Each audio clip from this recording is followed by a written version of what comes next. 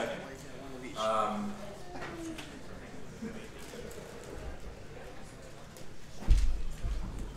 Further notice, as if you had a bill in subcommittee number 2, you know that the word from upstairs is if your bill has a fiscal impact and you do not have a corresponding budget amendment, then for all intents and purposes, you do not have a bill. So if that's the case, let us know when you get up. We'll be looking at the bill anyway, but let us know. And so we are going to get going with the first bill on the docket. We have Delegate Pillion, House Bill 1555. Thank you, Mr. Chairman, members of the committee. As you know, last year, Mr. Chairman and Chairman Kilgore, we were proud to be a part of the legislation that passed and paved the way to the construction of one or more hydroelectric pump storage facilities in the Coalfield region. In addition to the huge positive impact that the hydroelectric pump storage will have on the regional economy through new investment and job creation, millions of dollars in local revenue will be collected due to the new facility. Our vision for the new projects included the concept of revenue sharing amongst all 8 localities. The bill you have before you represents a compromise agreed by the. Sure. I do have a substitute. Yes, thank you. The bill before you and the substitute represent a compromise agreed to by the Coalfield localities to share the revenue. Instead of a lengthy contractual process, the Regis localities actually asked for the bill. Thank you, Delegate Pillion. Substitute's been moved and seconded. All those in favor, please indicate by saying aye. Those opposed? Substitute is before us. Do you have anything else to add at this time, Delegate Pillion? I do not. Questions from members of the subcommittee? Mr. Chair. Yes, sir. Delegate Marshall. My district has 3 of these locations like that. Works fine. Moving forward. Second. Anyone in the audience have a strong feeling one way or the other? There's been a motion to report, properly seconded. Members, please give Mr. Lynn just a second to get back up here.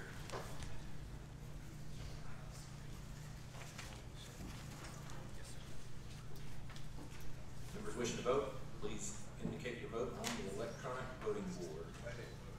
My name is Morris Meyer, Green Smith Energy Storage. We do energy storage in Virginia. We're working on Appalachian Power battery storage plus hydropower. I think this is a fantastic bill. I think it's one of the most innovative bills before this committee. Thank you. Innovative, do you? All right, so the motion to report this innovative bill was moved and seconded. Members wishing to vote, please vote on the electronic voting board.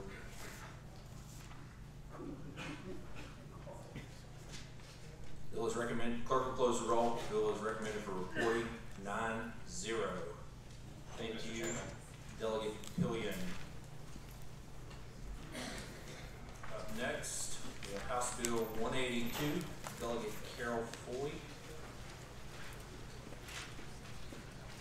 And I think we have a substitute here to hand out.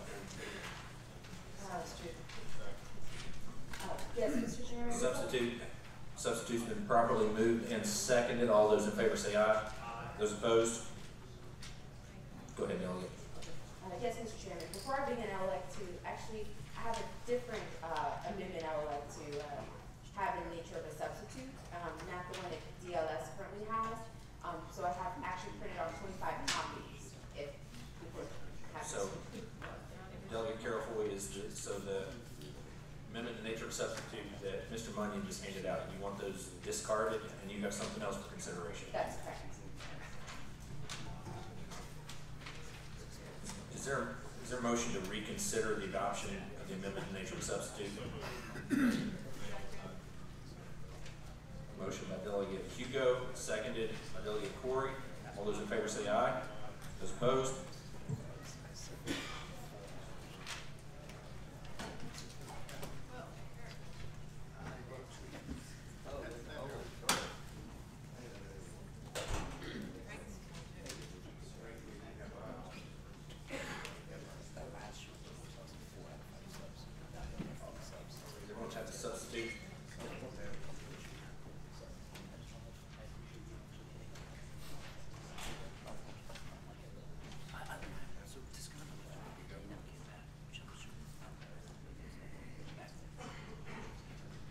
you have the amendment to the amendment in the nature of a substitute in front of us. Is there a motion on this substitute?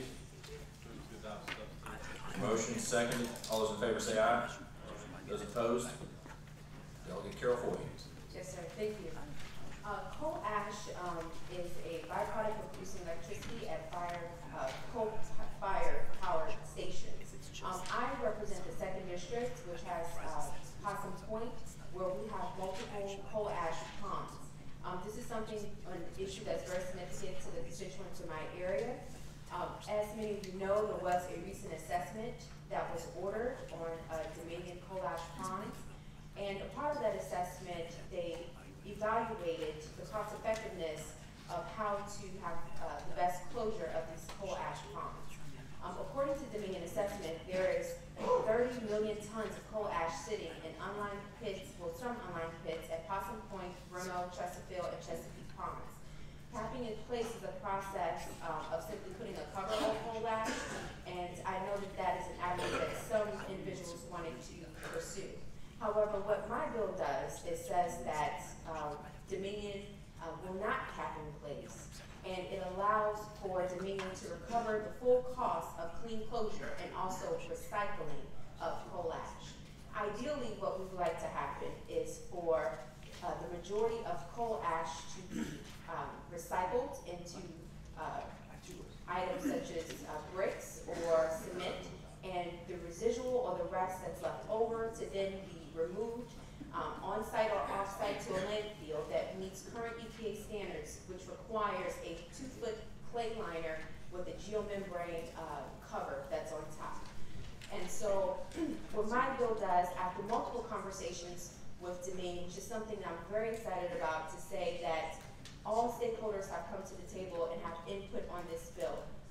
We've sat down with Dominion multiple times, Sierra Club, LCD, and everyone has given feedback, and I can say that Dominion is neutral on this bill, and I think that speaks volumes. We also have the support of environmentalist groups with this bill. Now the issue is that we get one time and one time only to do it right.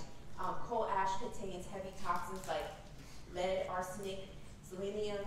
Some of these toxins are carcinogenic and can cause irreparable neurological or developmental problems. So this is something that's really imperative and important. And as I said, my bill does allow for Dominion to fully recover the cost for the clean closure. So I looked at some of the analysis and found that from the assessment, some of the estimates were closure by removal and beneficial use would cost upwards of $471 million, where capping in place would cost at the top of the line budget $481 million. I bring that up because closure by removal and beneficial use at the low end is the same amount as it would be for them to cap in place at the high end. So it's not something that's unreasonable or not feasible. I do have someone here in support of the bill, and I'm open to answer any questions that you all may have. Members have any questions? Delegate Carroll at this point. All right. Is there anyone in the audience who wishes to speak in favor of this bill? I know that we are going to have a lot of people who are going to want to speak on a lot of bills, and so we'll try to keep our comments as streamlined as possible, but please proceed. Yes, Mr. Chairman and member of the committee. My name is Patty Morrow. I live on Possum Point. With all the upcoming coal ash bills, I just really want you to keep one thing in mind. The Dominion Foundation's mission statement, number 1, is to meet basic human needs, and number 2 is to protect the environment. I've read it, I've reread it, and never once in there does it say, as long as it doesn't cost me a dime. My husband and I have been raising our family for over 20 years in Possum Point. It's a great place to live. We chose it so we didn't have neighbors influencing our children. We've got great children. We were watching a town hall meeting one night, and we saw these gentlemen talking. They were talking about coal ash. We knew nothing about it. Shockingly, we realized they were literally talking about our backyard. In 2015, while we were sleeping, while our neighbors were sleeping, Dominion illegally discharged 27.5 million gallons in an unnamed tributary behind my house, less than 100 feet from my drinking water. Dominion lied about it, later admitted to it, and I'm still waiting for action on that case, and Secretary Strickler is looking into that right now. We had our water tested. It was not potable. It was nearly impossible for us to understand the elements that were found in our water. As we were looking at the different elements, looking at Virginia Department of Health's website, all of my children and my husband's problems just started making sense to me. Then I found out that for over 20 years, this has been going on in my backyard. And I have to ask myself, where was Virginia DEQ? Where was the Department of Health? Who was here to protect us? People say, oh, you're suing Dominion. I worked hard my entire life. I was homeless until I was emancipated at 16 years old. I bought and paid for my house. I built a house to live in for the rest of my life. I've never taken one dime of public assistance. I have not used any financing but my own hard work to put 3 of my children through college. I had to move my children out of my house. It was the hardest thing I've ever done in my entire life. I spent $40,000 out of my own pocket to get safe drinking water in my home that I still cannot drink because my pipes are contaminated, and every once in a while they burst, and my hardwood floors have to be repaired. Now, when I was on the Senate floor last week, everyone thought that Dominion had paid for my water. I'm going to make it really clear. Dominion has not offered to pay me one dime. Last year, when this publicity all hit and coal ash was on the tip of everyone's tongue, I could no longer even walk down my street because Dominion security guards were there. I didn't ask for one dime. They have destroyed my life, and I cannot believe 20, 30, 40, 50, 60 years. Putting something off never gets cheaper. It's destroyed my family. Thank you. Thank you. Everyone else, come forward, let us know who you're representing and your position. Nate Benferrata, Southern Environmental Law Center. Thank Delegate Foy. Just 1 second. We've seen some large gaps in the assessment that Dominion produced. We've hired our own experts to look at some of these issues. We think the data is very clear. The analysis is very clear. These sites are leaking, all 4 of them. Cap in place will not stop that pollution. Happy to share those reports with anyone. That's why we support Delegate Foy's clean closure bill. Thank you. Yes. Mr. Chairman, members of the committee, I'm Trias Lockwood with the Virginia League of Conservation Voters. I want to thank the patron for carrying the bill and working with us on the substitute. We support this bill, and the assessment that the General Assembly requested last session has shown that there are elevated levels of contaminants in water testings at all of the sites to different degrees, and that's represented in technical memorandum 6 and 7 in the assessment. So we support this bill, we support clean closure and recycling, and we're happy to work to continue after if you choose to pass it through subcommittee. Thank you. Thank you. Yes, sir. Mr. Chairman, members of the committee, my name is Hank Kuiper. I'm from Hanover County. I am a coal ash recycler. I represent the business side of coal ash recycling. I support recycling for concrete and concrete products. Thank you. Thank you. Yes, sir. Mr. Chairman, members of the committee, my name is Harrison Wallace with the Chesapeake Climate Action Network and the CCN Action Fund. We echo all of the League of Conservation Voters' statements, and I want to thank the patron again for working with all stakeholders. We think this is a great bill and we support it. Thank you. Good evening, Mr. Chairman, members of the committee. My name is Jamie Bronco with the James River Association. On behalf of our thousands of members, we're here to support this bill as well. We've been working on this issue for years. This is really critical to the health of the James River. We've got about 21 million tons of coal ash just at Remo and Chesterfield power stations alone. The evidence has already shown that this stuff is leaking and impacting the groundwater. We don't have liners underneath these plants. We need a solution that's going to stop this contamination in the long term, and we really just got one shot to get this right, not to cap these things in place and wait and see what happens. So we support the delegates' efforts and all the folks that have come together to get behind this bill and ask that you support it moving forward. Thank you. Mr. Chairman, Pat Calvert with Virginia Conservation Network. Wholeheartedly support this bill on behalf of all members of the VCN. Thank you. Thank you.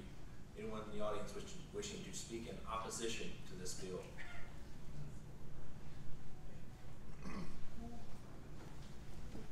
All right, Delegate, you have the final word. Thank you.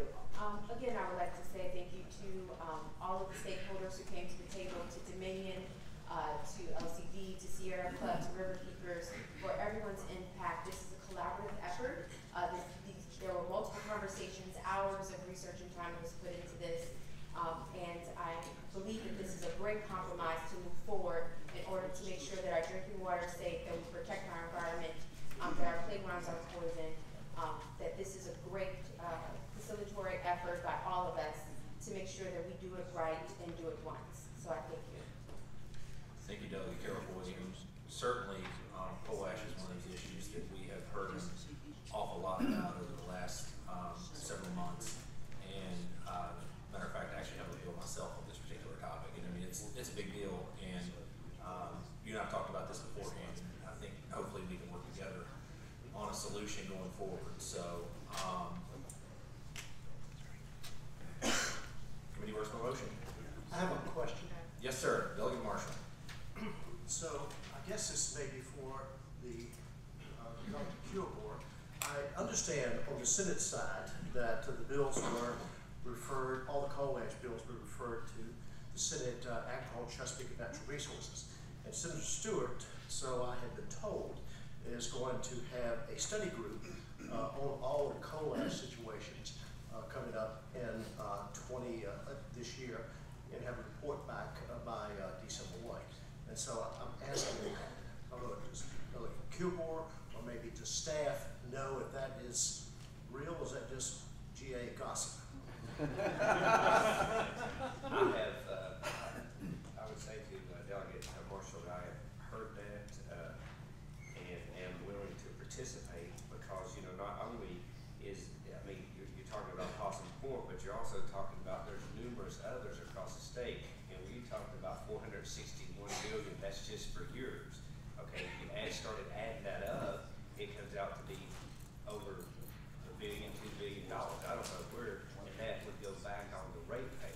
You know, that the Dominion would be able to charge that back through a RAC or a rate adjustment clause that would increase everybody's bill across the Commonwealth dramatically. So, you know, there needs to be a study. I don't know how we get there, but there needs to be, you know, I don't see that we'd be ready to pass something out like this today, knowing that there's more than just Possum Point. There are others, you know, there's one in Chesterfield County, there's others across that, I'm willing to do that. Yes. Thank you, Mr. Chairman.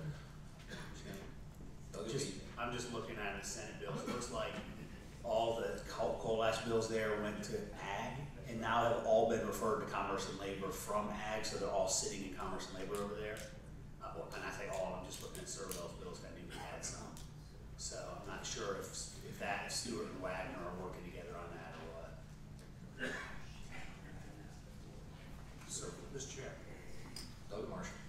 so could we ask our chairman, Delegate Kilgore, would you be inclined to have a study group for the coal ash bills?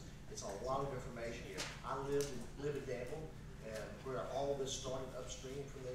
And so there's a professor from NC State that was hired by the North Carolina General Assembly last year, and he did a report on this. I was going to get him to come to the ag committee because I thought just where these bills are coming. But I think he's got some information that we need to hear, and I think that we ought to hear that before we act on some of these bills. Yes, I would be willing to do that.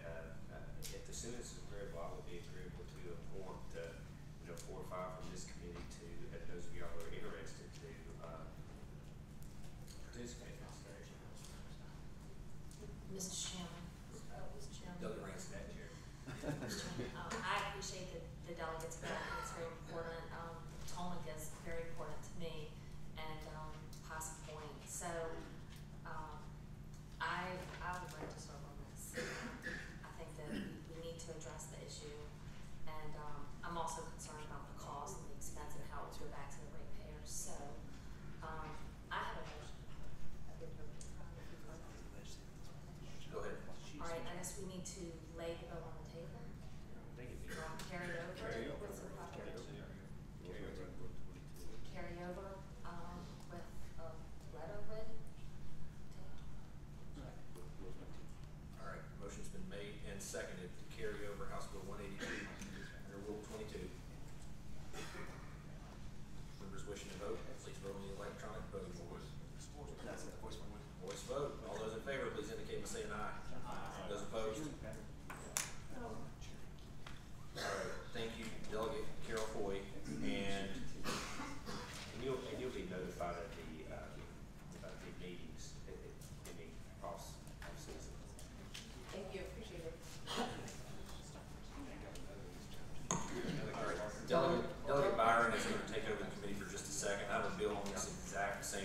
I think you might as well go ahead and deal with it at this time.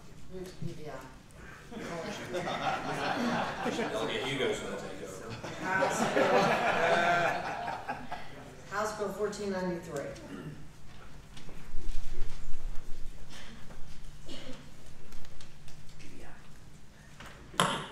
All right, thank you, Madam Chairman. I have House Bill 1493 that allows for the ability to recover through a rate adjustment clause the cost to comply with the laws, regulations, or judicial or administrative orders applicable to any site associated with the management of coal ash.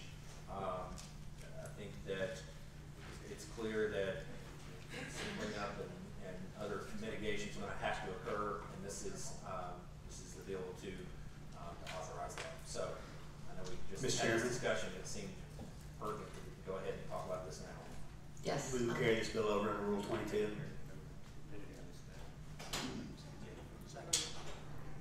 Okay, we have a motion to carry over House Bill 1493 and include this in the study as well. All in favor say aye. Aye. Any opposed? Do we have another one?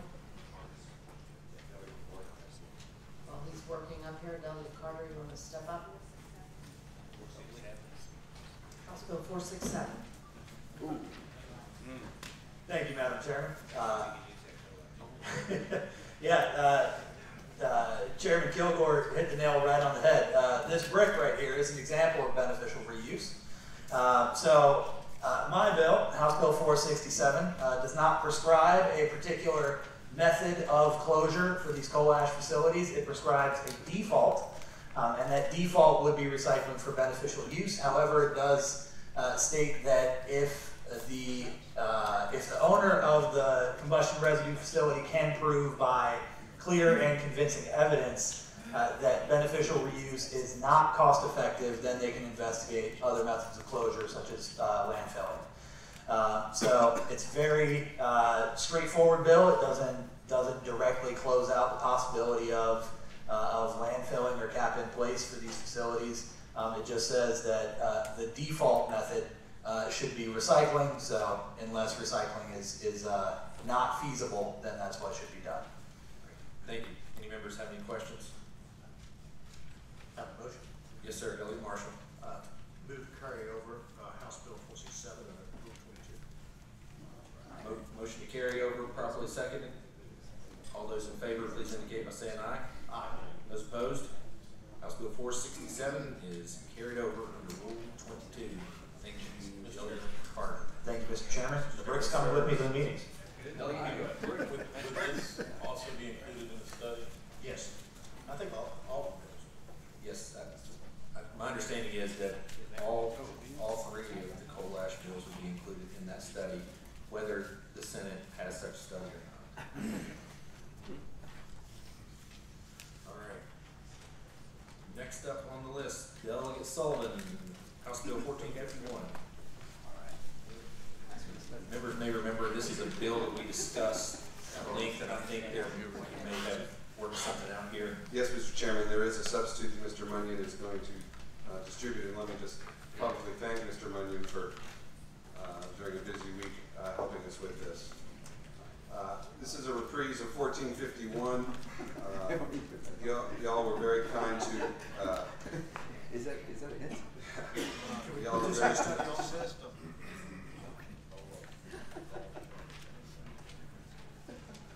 think the clerk can see the future. Oh, okay.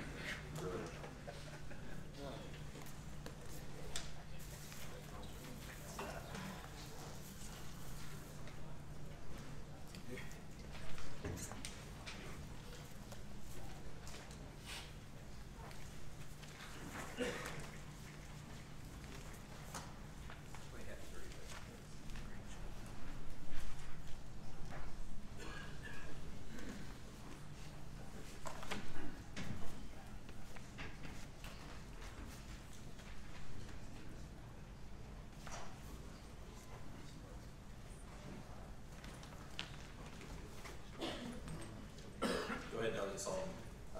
Thank you, issue.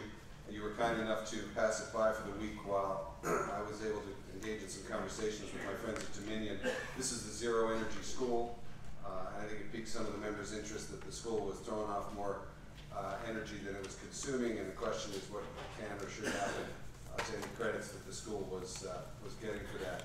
I have had a chance to speak to Dominion. I think what you have before you there is agreement on, I would have to say, most of it. And anything that there's not yet agreement on, we'll be able to work out between now and the full committee. In the interest of time, I will just report to the committee that the bill is supported by the Virginia School Boards Association, the Virginia Association of School Superintendents, Virginia Education Association, and the Virginia Association of Counties, VACO. What it does is it turns the bill into a Section 1 bill and directs the SEC to create a pilot program for, moment it says one school, but I think the thought really is to have 7 places around the Commonwealth where we would do a pilot program for schools such as this, and to sort of test it out and see how it works with the school and the school system, returning energy to the grid and being reimbursed for that by the utility. So I'm excited about the ability to work this out with Dominion, and hope to be the pleasure of the committee to pass it on to the full committee. Thank you, Doug Sullivan. Can we get a motion to move the substitute so we're looking at the right version? Motion properly moved and seconded. All those in favor say aye. Those opposed? All right. The substitute is properly before us. Delegate Sullivan, are there any members that wish to have any additional questions at this point? Yeah, just Delegate Marshall. So I assume that we're talking about just in the investor-owned utilities footprint. That's the way it's written now, and I think we're comfortable with that. Yes. Delegate Sullivan, do you have anyone else who needs to add anything in favor or against? I'm trying to streamline this. I gave you who supports it. Yes, sir. I'm comfortable stopping it. All right, thank you. Committee asks for a motion. Been a motion to report, properly seconded. All those in favor, please indicate on the electronic voting board.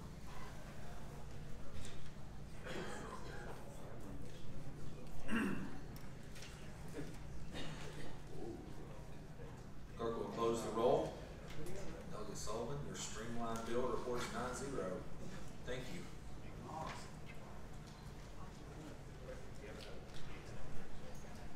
I also have HB 560, Mr. Chairman. Yes, sir. Go right ahead. Mr. Chairman, members of the committee, HB 560 is directed at the part of the code relating to the Virginia Resources Authority. The VRA administers a number of revolving funds, and this would simply add one to its portfolio. There's the Clean Water Revolving Loan Fund, the Drinking Water Revolving Loan Fund, the Dam Safety and Flood Prevention Fund, and a number of others. What this would do is substitute, yes.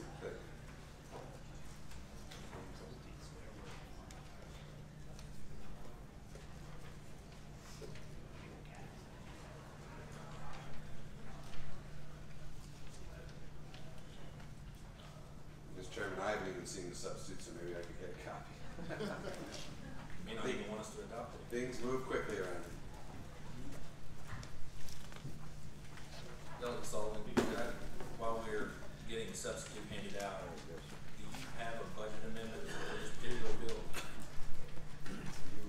I don't. I have an explanation for that, Mr. Chairman. What's happened is there's an identical bill in the Senate. Thank you, Mr. President. There's an identical bill in the Senate that Senator Wagner has put in. It recently, I think either yesterday or today, passed 40-0. What it does is creates the fund, but strips out, at least for the time being, the funding. The idea is, I think, to get the entity created, and then I, and Senator Wagner, and hopefully some others, eventually, probably next session, will find some ways to try to fund it. But this would create the revolving fund, not fund it this year, come back next year. So it's stripped out. So I no longer need a budget.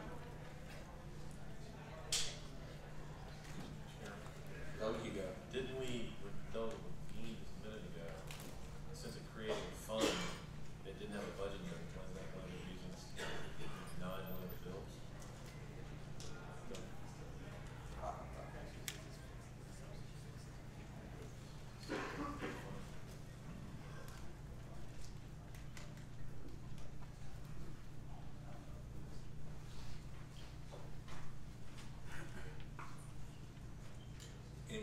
questions of Delegate Sullivan? Do you have anyone who'd like to speak in favor of the bill? I don't think so. Anyone opposed? All right. So if I might, just in response, Mr. Yes, sir. Chairman, to Delegate Hugo, this would essentially create the structure, get the VRA in a position where it could be ready to go, and as I said, will come back and we'll try to get funding for it next year. There are lots of funds that exist that don't have any money in them yet, or have expended all their money and are looking for more. This would just create the fund and we'll get some money next year. Okay. Any further questions? Motion to report, properly seconded. Members wishing to vote, please record your vote on the electronic voting board.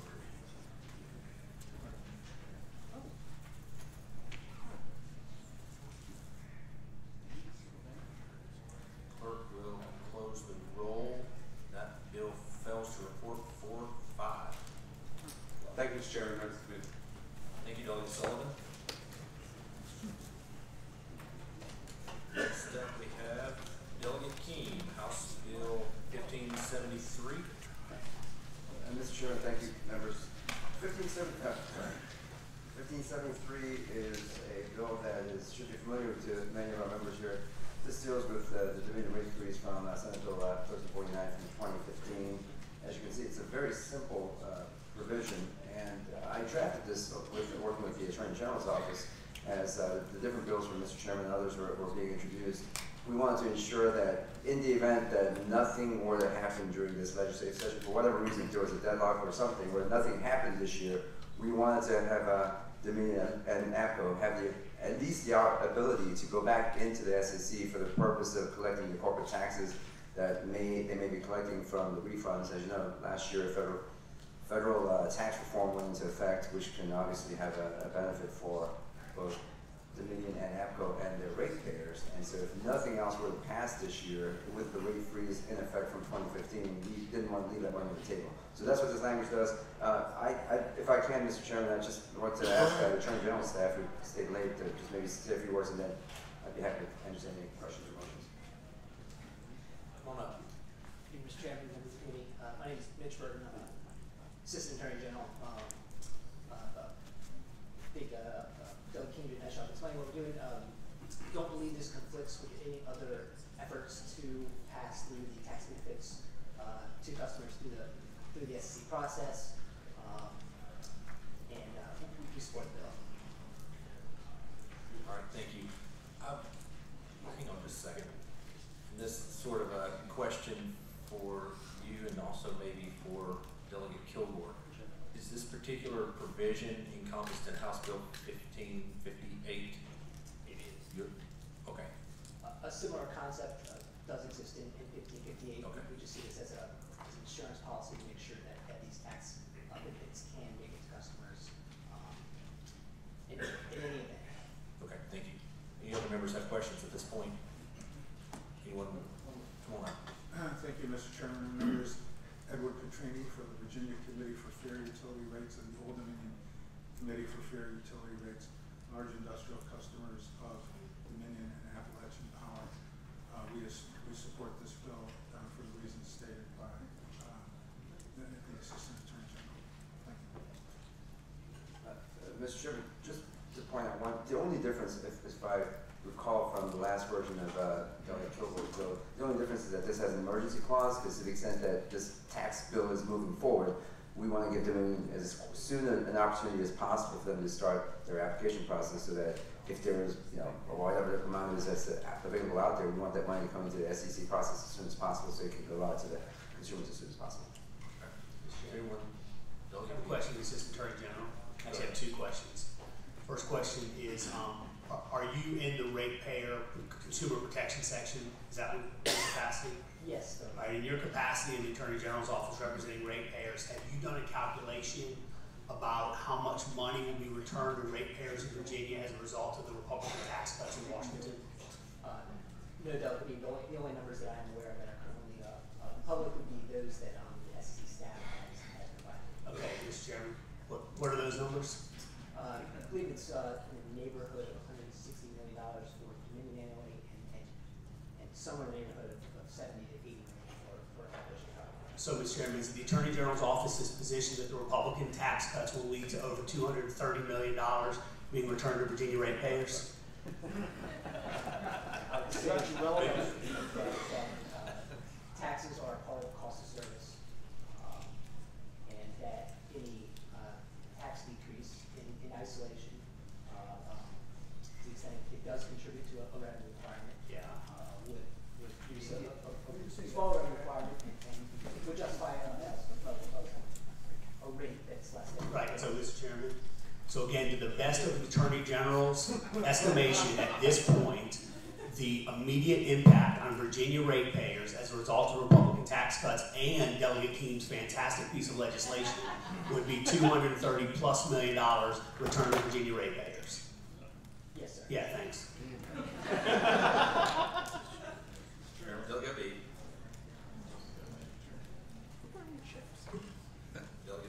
Delegate B. Sorry, Delegate Hugo. Were you done? Delegate Hugo. What was the name of that Deputy Attorney General? Assistant Attorney General Mitch Berg. I'm sure you'll see your name in a speech real soon. I think tax cuts, if it's done right, is a bipartisan issue, so absolutely. Just another follow-up question for the Attorney General's office. Chopped liver? Start with it. Hold up. How are you? Fine. Would it be your opinion or the Attorney General's opinion that it was the Republican tax cut, or is it the brilliance of Delegate Keem? Eyes and nose.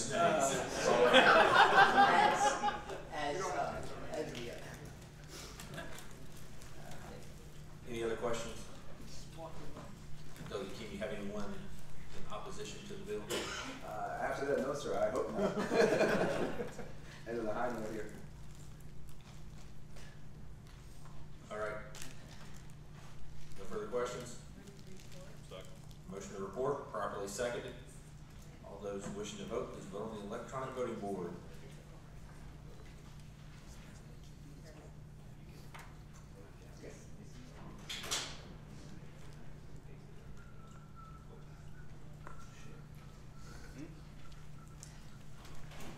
Clerk will close the roll. Motion carries. Recommended for reporting 8-1. Thank you, Delegate Keem. Next up, House Bill 1528, Delegate Mullen.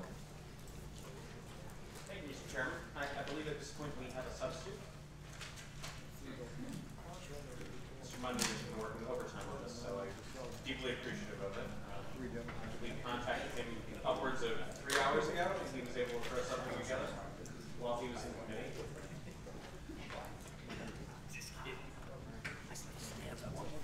Oh goodness, everybody's lying.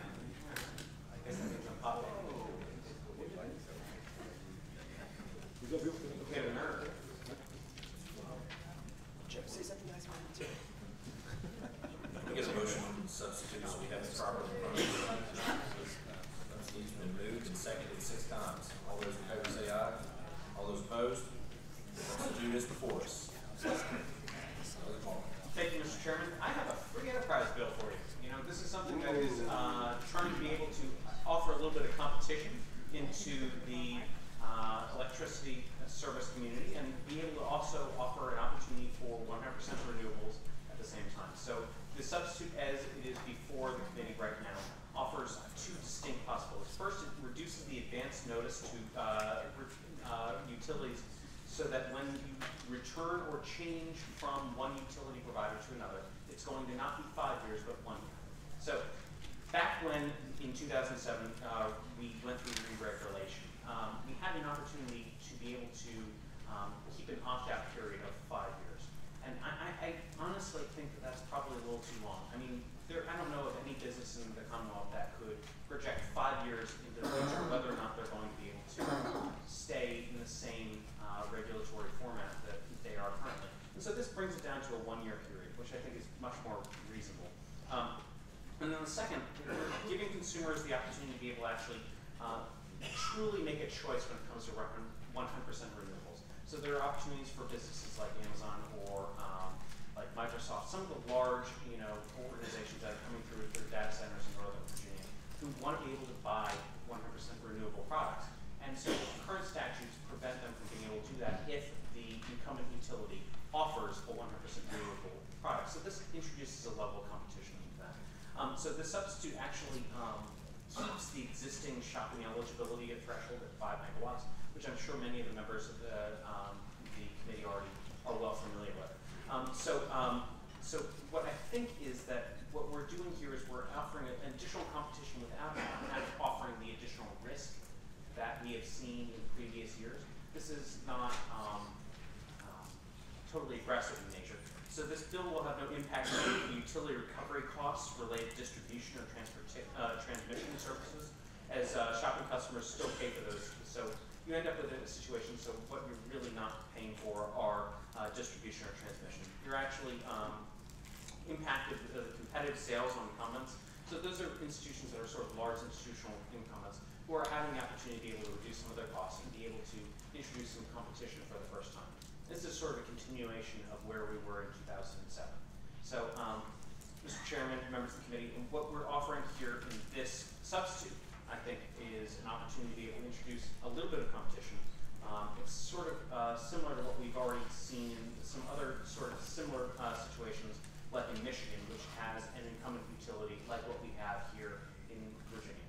I'm happy to be able to offer any answers to any questions that the members of the committee have, and be able to, I think there were quite a few people who wanted to be able to speak one way or the other. Any members have any questions that Delegate Baldwin? All right. Oh, wow. Everyone wishing to speak in favor and opposed, if you could go ahead and come on up and start lining up. Come on up. Betty, my name's Leonard Foley. I'm president of EA Power. We're an energy brokerage firm with about 600 megawatts of power in the state. All of our clients support this bill. I'm going to be clear that we are not adversaries of Dominion Power or any of the incumbent utilities. We have a great working relationship with them. When I was disabled through the military, Dominion Power is one of the companies who is responsible for many jobs as a design engineer, so there's no adversarial relationship there. We believe, and I want to point out two of our clients, iFly, President Bob Pizzini of iFly has asked us to convey that he's supportive of this bill, in particular the 5-year minimum stay requirement being reduced to 1 year. And also Bitcoin, or the company's called Because, they're a mining company for Bitcoin, they're building a large facility in Virginia Beach, and they're planning to build another facility by the end of the year. They say they will not build that facility in Virginia because they can get the power cheaper in Pennsylvania. And they're from Virginia Beach, they'd rather build it here. So they're going to move to Pennsylvania unless this bill gets passed and they have some options. Now, the competition, the reason we have low energy right now is due to competition, due to private enterprise. And Virginia has a great opportunity right now because a lot of the country, due to this revolution that's going on around the country, this flat demand and so forth, many of the states are clamoring now to have energy choice. Virginia's in a perfect position. You already have a bill in place in 2007 that you can utilize. The problem with it is a 5-year minimum stay. That's akin to having a cable company where they say you can't come back for 5 years. I can't imagine telling one of our clients you can't come back for 5 years. Dominion is a net importer of electricity, or the incumbent Dominion anyway is an importer, net importer of electricity. So having customers come back would be a good thing, I would imagine. Not, hey, why would you want to wait 5 years? So in conclusion, we believe this 5-year minimum stay requirement is a good thing for Dominion Power to make them more lean and efficient, and is a good thing for Virginia to get ahead of the curve and have a little bit of competition. You can look at it a few years later and see if this works or not and adjust it as we go along. Thank you. Mr. Chairman, members of the committee, thank you. My name is Fraser Blaylock with Covanta Energy. We own and operate two large-scale waste-to-energy facilities in Northern Virginia. We support the bill because we would like the ability to sell our power directly to consumers in Virginia, the Virginia that we generate, the power that we generate here. So we urge your support. Thank you. We also signed this letter, which your all recipients are. Evening, Mr. Chairman. Joel Andrus, representing Newport News Shipbuilding. We don't have a position on the bill, but we think it certainly raises an interesting point about the 5-year prohibition for us to make business decisions about how we purchase power. We think that is something that certainly needs to be looked at, and whether it's through this bill or through some other mechanism, we hope that would be revised. Thank you. Thank you. Mr. Chairman, members of the committee, Matt Benedetti, I represent Microsoft and the Home Depot. Both companies support the bill, and the only correction I would make is we have a data center in Loudon, but we also have one in Mecklenburg County. So, thank you. Thank you, Mr. Chairman, members of the committee. My name is Brian Gordon. I'm here today on behalf of the Apartment and Office Building Association, and we too support the bill. Thank you. Thank you, Mr. Chairman. Mitch King of the county-based Old Mill Power Company, a renewable energy company. I'm also speaking on behalf today of Luminaire Technologies, a hydroelectric power plant operator located in Grayson County, delegate of Queens District. Mr. Chairman, members of the committee, I'm Shreya Slappa with the Virginia League of Conservation Voters, and we support the bill. Thank you. So I think I'm in the against the category. Go ahead. Ron Jefferson, Appalachian Power Company. I want to point out a couple of things within the bill as I'm looking at the substitute.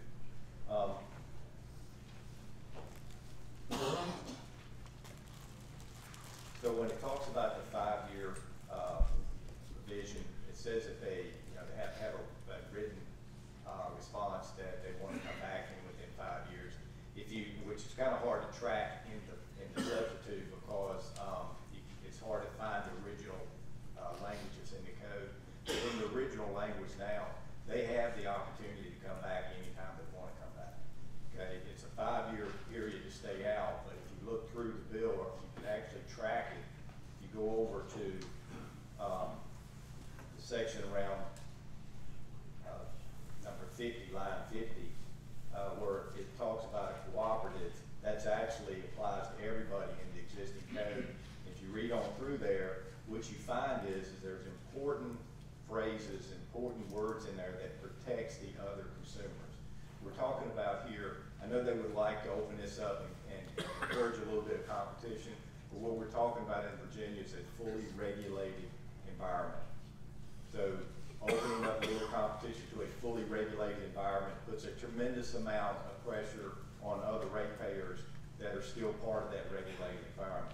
But the key things I want to point out here is like on line 57, which you find in their bill, the way they have it written, is the commission finds it's in the public interest.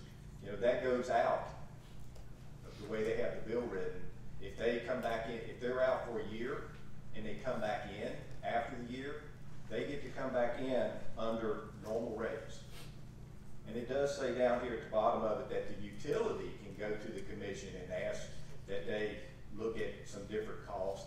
But the way the bill, or the way the law is currently read, it was set up as a protection for other ratepayers because we are in a fully regulated state. Okay, so that's an important component I want to point out. So let's also talk a little bit about the 5-year period. And I hear a lot about 5 years just seems to be way too long. When you're talking about having to go out and plan and permit and then build and construct generation to bring these customers back, 5 years is not unreasonable. Now, for Appalachian Power, we own our generation. We operate in what's called a fixed resource market. We own our generation and the capacity for our customers. So under that type of market, if a customer is out and he chooses to come back under the current law, they can come back at any time. But the commission would have to look at it, and the commission has the ability to determine how they come back, and that the way they come back will be in the public interest and protect everyone else. They can come back at any time. 5 years is not unreasonable when a utility company is trying to plan generation and build it in the future. I hope you'll, I support the bill. Thank you. Mr. Chair, members of the committee, Catherine Bond with Dominion Energy, we also oppose the legislation. This would allow about 15% of our customers to basically come and go as they please. We have an obligation to serve them when they return, and what would wind up happening is other customers would be saddled with additional costs if they leave, and the costs that they'd be saddled with aren't insignificant. We're talking potentially hundreds of millions of dollars a year swinging up and down as these customers come and go. And that's not to mention the effects on the Commonwealth of the taxes, the jobs, and the other economic development related benefits of these generating facilities being over state lines. Sure. I have a question for Dominion. Oh, sorry. Not me? Maybe you want to. So, you talk about people coming in and out. If someone went to a competitive and for a year and then decided to come back, are you required under the market to take them back? Mr. Chair, Delegate Hugo, yes. I have a question for one of the utilities in this building can answer.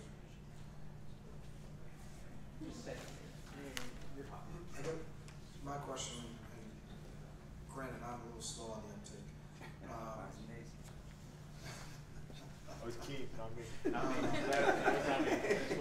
Talk to me about what the difference is between when a company comes in or leaves and sort of the same types of issues are present. What's the safety difference? Mr. Chair, Delegate Warren, when there are a certain number of companies here sharing the cost to serve all of those customers in the Commonwealth. When a large company leaves, and you basically look at the cost to serve all your customers as your numerator, if you will, divided by the number of customers that you serve. When some of the more significant larger customers leave, essentially your denominator gets smaller. So the same amount of money that it costs to serve customers is divided among fewer customers, fewer people. And when some of those are your very largest customers, the cost shift is much more exaggerated. What's your full name? Any other questions? Thank you. Mr. Chair. So we have Ms. Tina Robb, who's here to be able to offer an alternative response to that, if she might be able to. Come on up. Just to clarify that under the substitute bill that's before the committee, customers cannot simply come and go, and they will be required to give a one-year notice.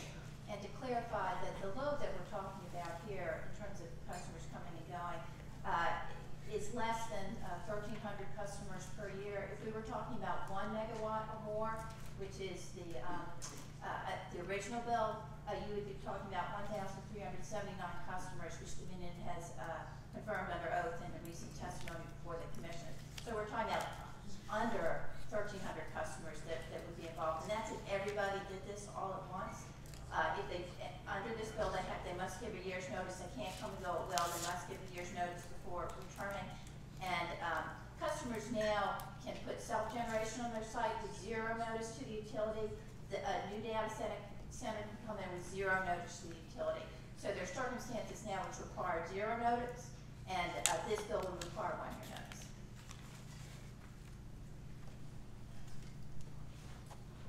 Just to respond to that real quick, I know we shouldn't be going back and forth here, Mr. Chairman, but if you go over to the section where they're striking out the 100% renewable and allowing any customer to go out and buy 100% renewable from any provider after the commission determines what a 100% renewable is, we're talking about a lot more customers than that.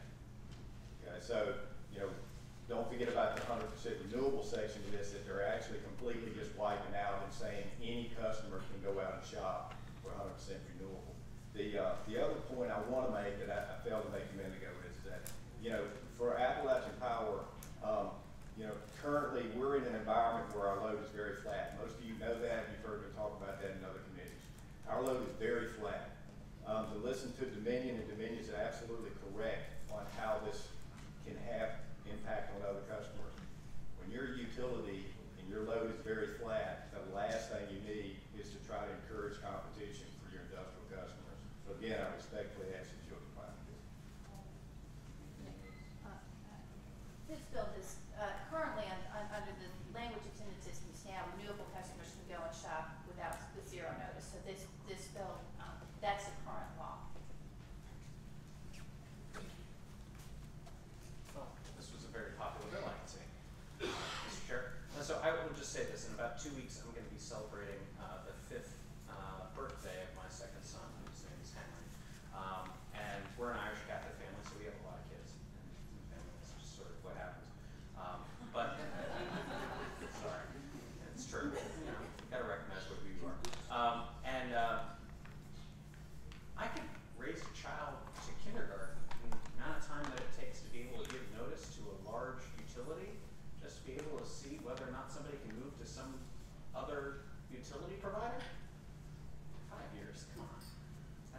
that seems a little beyond the pale, to use an Irish term. So I'm happy to answer any further questions, and I appreciate the opportunity to be able to chat with you. Delegate Mullen, question. Yes, Mr. Chairman. So I know there's some people who like the re-reg phase and some people like the de-reg phase. Nonetheless, here we are in the re-reg phase, post 2007. Absolutely. And I guess my question is, here we are, post 2007, and it's the number that we're using here. Are we setting up a situation where we stay in re-reg, but we're coming and picking at these various things that we would like to do, and this being one of them? I mean, are we setting up kind of a one-off of the re-reg situation post 2007?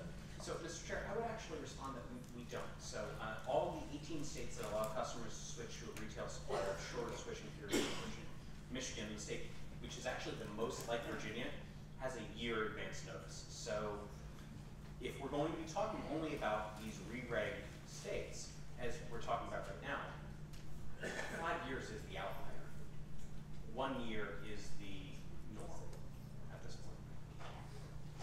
Dr. Mullen, I would agree with you that 5 years, it really does seem like a long time. I mean, your example is very accurate, but when you have any utility or a co-op or any electric generator that's looking back and then subsequently forward at 15, 25, 35 years down the road, it isn't as long as it seems, but I do understand the point that you're trying to get at. So, and you know, I mean, whether or not the committee were to say 6 months, 12 months, 18 months, or 24 months, I understand that we can quibble around the edges, but 5 years is too long. And whether that ends up being 2 years or whether that ends up being 12 months, you know, I'm happy to be able to have that discussion. But, you know, I've got a kid who's going into kindergarten in the amount of time that we were talking to be able to decide whether or not you want to be able to choose which utility you want to be able to provide for. All right, thank you. Committee operates by motion. Motion to report, properly seconded. Members wishing to vote?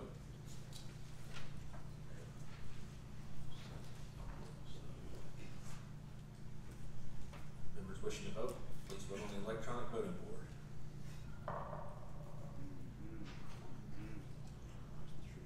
Okay. We'll close the roll. Motion to report fails 3-6. Thank you, Mr. Chair, for the opportunity this evening. Absolutely. Thank you, Delegate Mullen. Delegate Guzman, House Bill 975.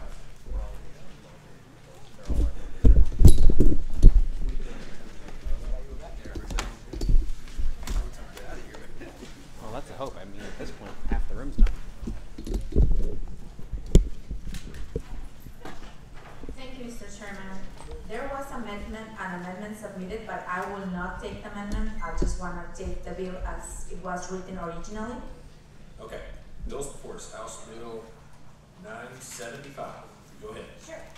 This bill is requiring that anytime there is a new electric generating facility to be built in the Commonwealth, that the State Corporation Commission should require from that company that 20% of the generating electric capacity should come from renewable energy sources. We already have 29 states in the country that have renewable energy standard requirement. Illinois, for example, it requires 25% of generated power to be from renewable energy resources. New York has 29%, Colorado has 30%, and Kansas 20%. Renewable energy is the fastest growing energy source in the United States.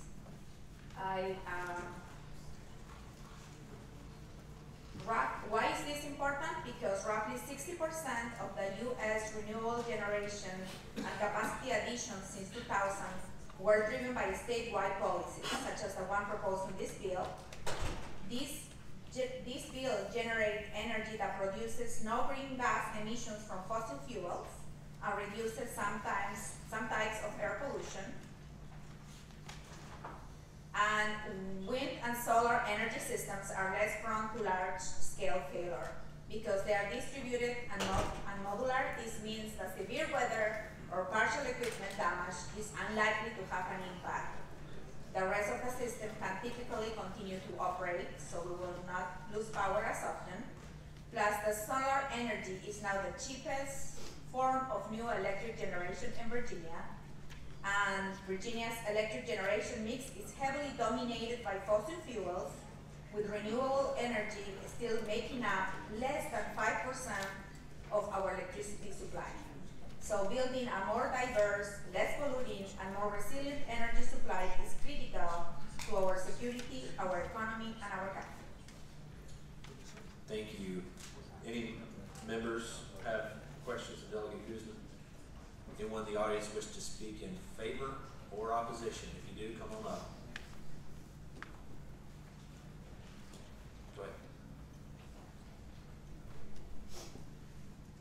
Catherine Bond, Dominion Energy, and we oppose the legislation with all due respect to the patron. I'll point out line 155 that causes some concern. So it specifies that the CPCN, so a Certificate of Public Convenience and Need from the State Corporation Commission, would have to be 20% of rated capacity would have to be renewable energy in that calendar year.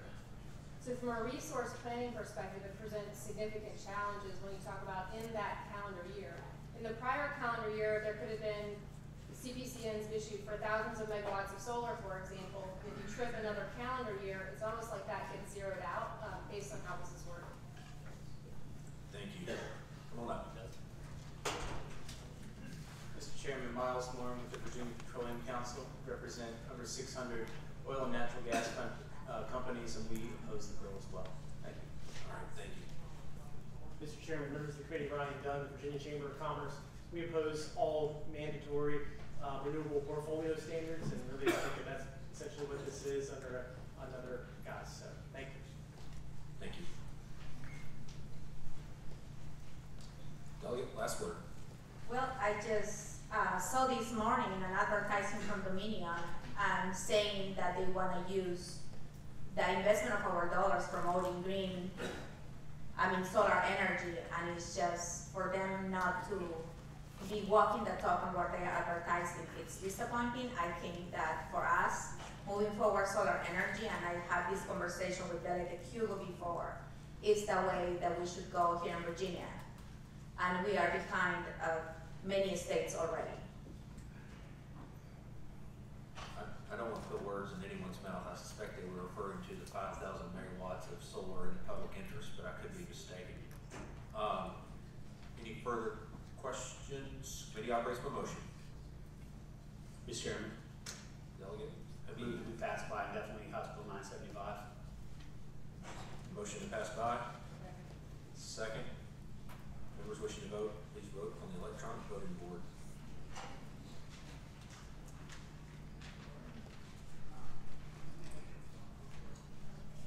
Clerk will close the roll. House Bill 975 is passed by 6-3. Thank you, Delegate Guzman.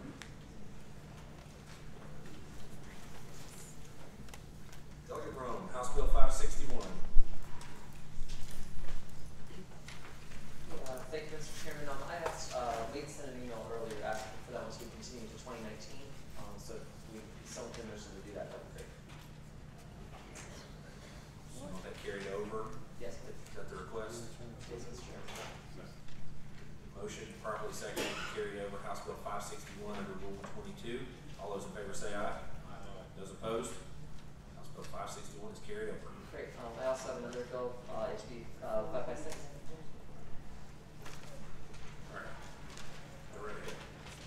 Thank you, Mr. Chairman, and members of the subcommittee.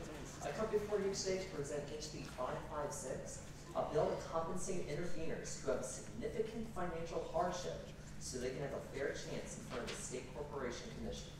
This bill is about leveling the playing field for our constituents, citizen-led groups, and nonprofit organizations so they can afford to appear in front of the SEC for the duration of their case.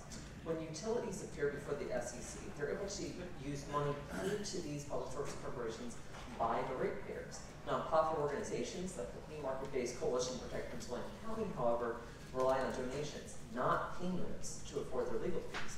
As you'll hear shortly from the coalition's executive director, Elena Schlossberg, the coalition has racked up tens of thousands of dollars of legal fees, having to solicit the public for help to continue their case.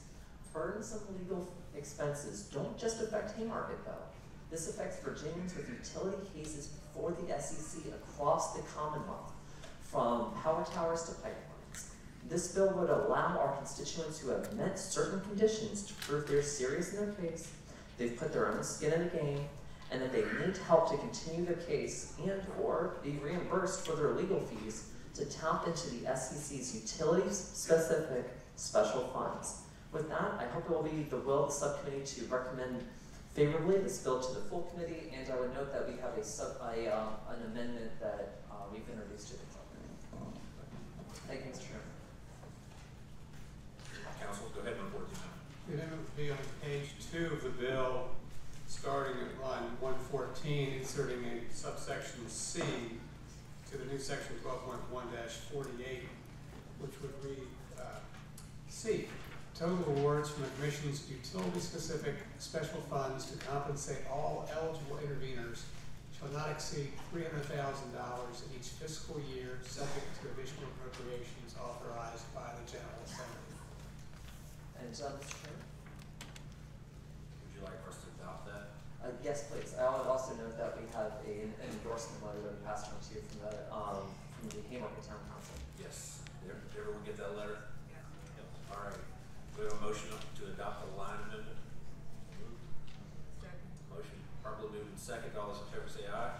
Those opposed? All right. The line amendment is adopted. Billy, Ron, quick question. Do you have a budget amendment upstairs for this particular bill? We don't, and the explanation for that is that with the substitute amendment that we've sent to you, there will be no fiscal impact on this. We talked about this to Sam Nixon from the SEC, who is here today. Okay. All right. Questions from members? Anyone in the audience in favor or against? Come on up. Mr. Chairman, members of the subcommittee, I'm Laura Bateman, representing Prince William County Board of Supervisors, and the board has consistently facilitated citizen involvement in public utility decisions affecting the neighborhoods of Prince William County, and continue to be concerned about a number of Dominion bills that affect Prince William County. This bill provides another means to further involve citizens in those decisions. And I would note that the Board of Supervisors donated a not insignificant amount of money to a group to support efforts for the undergrounding of the Haymarket transmission line, and our thanks to Delegate Hugo for his efforts there. But just wanted to let you know that we're supportive of this bill. Thanks. Thank you. Delegate Hugo. Is Prince William County endorsing this in the legislation or not? That while the board doesn't have an official position, they did not come out or endorse it in their legislative package. They did endorse my efforts to be here today and express their support for the bill. Come on up.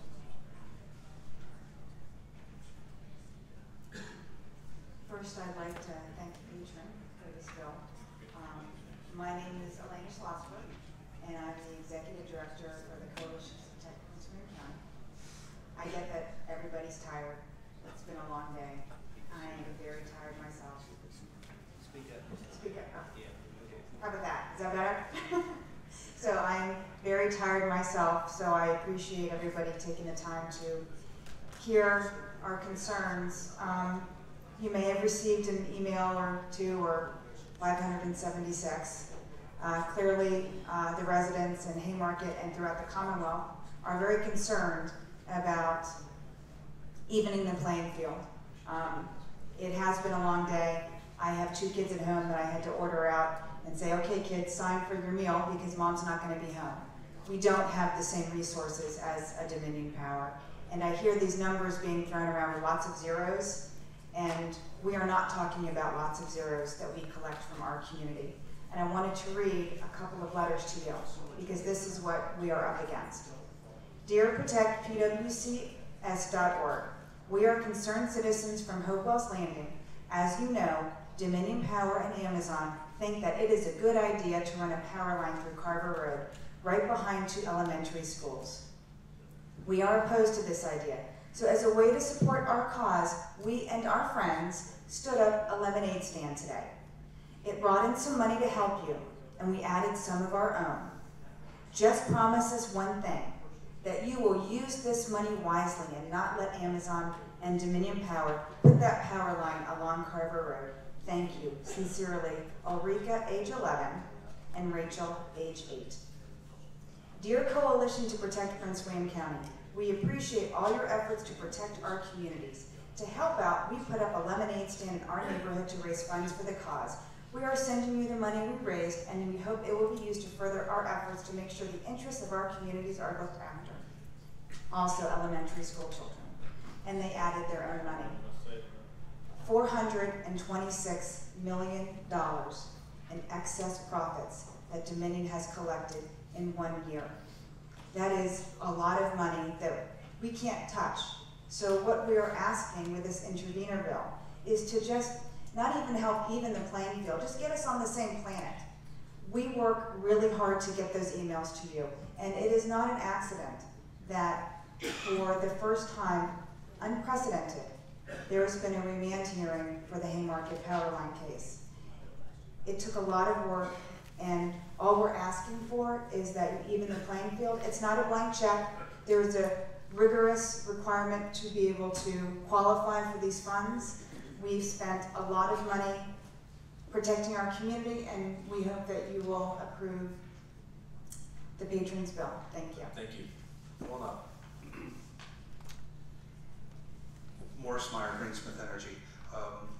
I've worked in the energy field for a couple of years, and this is my first foray into utility regulation. And it's extremely complicated. I think having this intervenor compensation as a mechanism to have proper preparation of the challenges before us, especially the state, the Grid Transformation Act. We've got to move our state from a 20th century energy system to a 21st century energy system. That takes time, money, and effort. I support this. Thank you. Come on up. Hello, my name is Karen Sheehan. I also am from Haymarket. I got involved with the Haymarket Power Line effort when someone left a flyer stuck on my mailbox, and 4 years later I'm still involved. I'm not going to reiterate a lot of what Ellen spoke about, but a lot of those emails that you've received in support of this bill were as a result of efforts that I put into making sure that not only our community, but many other organizations across the state were aware of this bill being proposed. So I have some snippets from some of the 500+ emails that you have, and these represent people in Haymarket as well as around the state, as you'll see. The first one is from someone in Haymarket.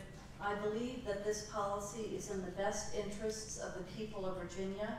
It is next to impossible for the body politic to mount the sort of legal and administrative advocacy needed to ensure that all uses of eminent domain by Commonwealth-regulated investor-owned utilities comport with due process. Please vote yes on HB 556. The next one is from another part of the state. Dominion uses my money to cover its legal costs and protect itself. Seems only fair that some of my money could also be used to represent ratepayers to ensure that our interests are represented and protected.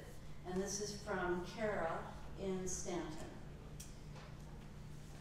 From another part of this, this is from someone in the Carver Road community of Haymarket.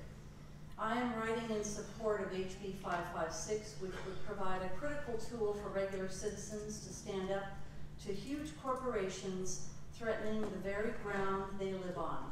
Virginia has always stood for power to its citizenry, and this bill allows a fair, vetted means for everyday voters to have a legal voice against an outside and well-funded force. At the heart of this bill is the fight the residents of Carver Road have funded against Dominion, which showed a multi-million-dollar profit last year, collected by the very ratepayers whose homes they threaten. Please pass this bill and show you understand citizens are simply asking you to level the playing field. The election of 2017 should let every single member of the legislature know how important individuals are in the changing tides for Virginia, and this bill allows a greater voice to your voters. And the final letter is from an individual who was involved with the Rappahannock case. Hundreds of individual citizens, nearly 200 businesses, 2 counties, and 3 towns, as well as Preservation Virginia, Scenic Virginia, and the Virginia Outdoors Foundation spoke out against the towers Dominion proposed for their crossing of the Rappahannock. The SCC agreed with those who argued that the towers would be detrimental to the tourism-based economies of Lancaster and Middlesex counties. There was considerable evidence presented to the SCC that Dominion had not adequately investigated alternatives and had likely grossly overestimated the cost of alternatives. The utility expended considerable ratepayer resources to defend its ill-conceived position. Those opposed relied on dozens of donations, many of them under $100. Those who donated to cover the considerable legal costs of opposing Dominion got to pay for both sides of the case, theirs as donors and Dominion's as ratepayers. This is unfair. Delegate Rome's HB 556 simply allows, through a very specific regulated process, for a measure of reimbursement to intervener or participant groups which have demonstrated a tangible impact on the impact of utility case. I am representing myself from Haymarket. I'm also the mother of a daughter who lives in Roanoke, affected by the Atlantic Coast Pipeline, and my brother has, and the Mountain Valley Pipeline. Thank you. And my brother lives along the Rappahannock, so he's been involved in this Rappahannock case. So I hope that these snippets will give you a feel that this is not only something that's important to me in my part of Virginia, but to your constituents all around the state. Please support the bill. Thank you. Good evening, Mr. Chairman, members of the committee, Bob Weir, Haymarket and Prince William Coalition as well. I just wanted to address one other aspect that's gone largely unmentioned and one which should be of great interest to you people. As part of the coalition's effort, we have made approaches to our local officials, to the members of the House delegates, to the members of the Senate, and we work closely with our elected officials. We've done that in good faith, and we've built relationships with them over time. In this particular case, what has appalled me, some of Dominion's actions with regard to our own elected officials, because we approached them and because they supported us, Dominion has taken out full-page ads in the Washington Post, attacking our local elected officials for doing their job, which is looking out for their constituents. Banner ads online attacking specific elected officials at the local level simply for having the temerity to support their constituents in their efforts against Dominion's particular project in this case. And then the last thing, as I'm sitting on the couch on Sunday afternoon getting ready to watch the Super Bowl, I see a $1 million pre-game Super Bowl ad sponsored by Dominion asking us to come and lobby you. Ads paid for with the ratepayers' funds. I'd ask you to please refer this on to the committee. Thank you. Thank you. Mr. Chairman, I want that these folks from Haymarket understand that in the House Bill 1558, your power line right now is getting ready to be put underground. The bill that was in that act. Do you understand that? We do understand. Okay. It's in there right now. That's what I'm saying. Delegate Hugo. That's the point I was making. The legislation up before that I've worked over the last, well, since summertime with Delegate Kilgore, Chairman Kilgore. I've worked with Dominion Power on to get this thing put underground. And so it's been an effort, but I think the effort to demonize Dominion on this probably goes too far. I know there's been problems and concerns, and I appreciate that. But let me tell you, we have worked hard together. If you people remember, Chairman Kilgore, who lives over 7.5 hours away, drove up to my district to hold a press conference that some people made fun of. So I am, looking forward to working with the chairman on Thursday. I hope everybody, hope all my friends at Haymark come back Thursday when that power line bill that's going to put it underground comes forth. I guess the question that I have with respect to House Bill 556, who pays? Is it everybody's giving these speeches like it's coming out of Dominion's high? Where does this money come from? They'd come back to the organization. They'll get wrong. Sure. If I may address the patron part of the delegate's question. I would tell the delegate that the money comes from the utility-specific special funds that are already within the SEC. And Sam Nixon, of course, could be able to speak to that. Those are based on application fees. They're not based on repair. So, Mr. Chairman, it comes out of the SEC, the government, Commonwealth, not Dominion, or not the utility. That should be penalized. The money would come out of it, correct? Taxpayer, the Commonwealth. Mr. Chairman? Wrong. What I would say to the delegate is that money does not come from taxpayers whatsoever. That money is entirely paid for by the application fees. And again, if you'd like to talk to Mr. Nixon about that, I'm sure he'd be able to address it. Mr. Chairman. But it's money currently housed by the Commonwealth or by the SEC, correct?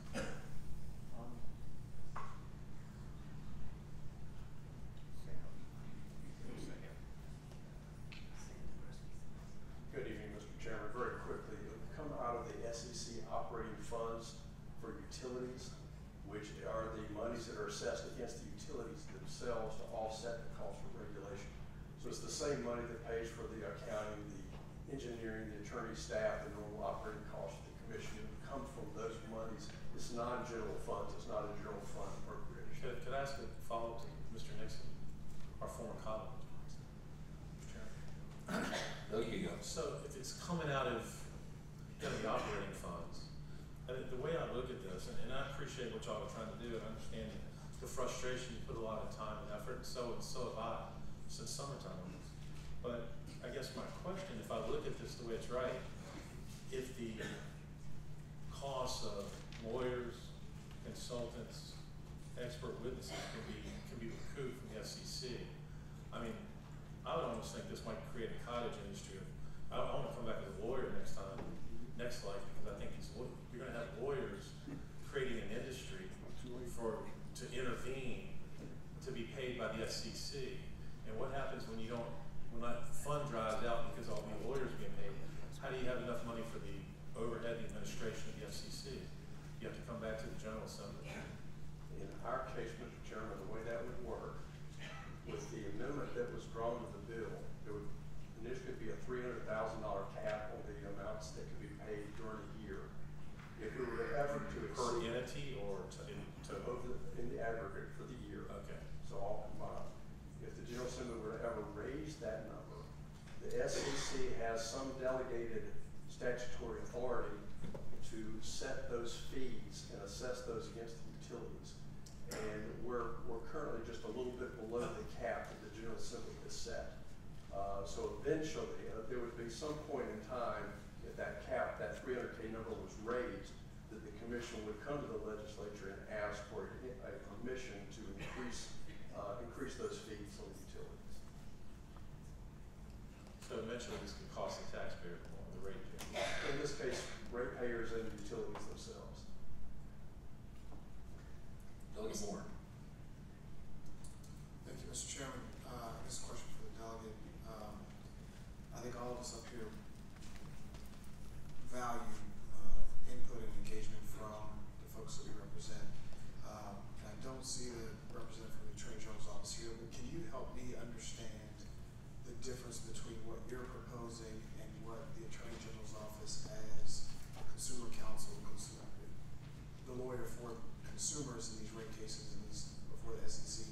What's the difference, and how is your bill addressing an issue that's not being solved by the AG's office? Mr. Chairman?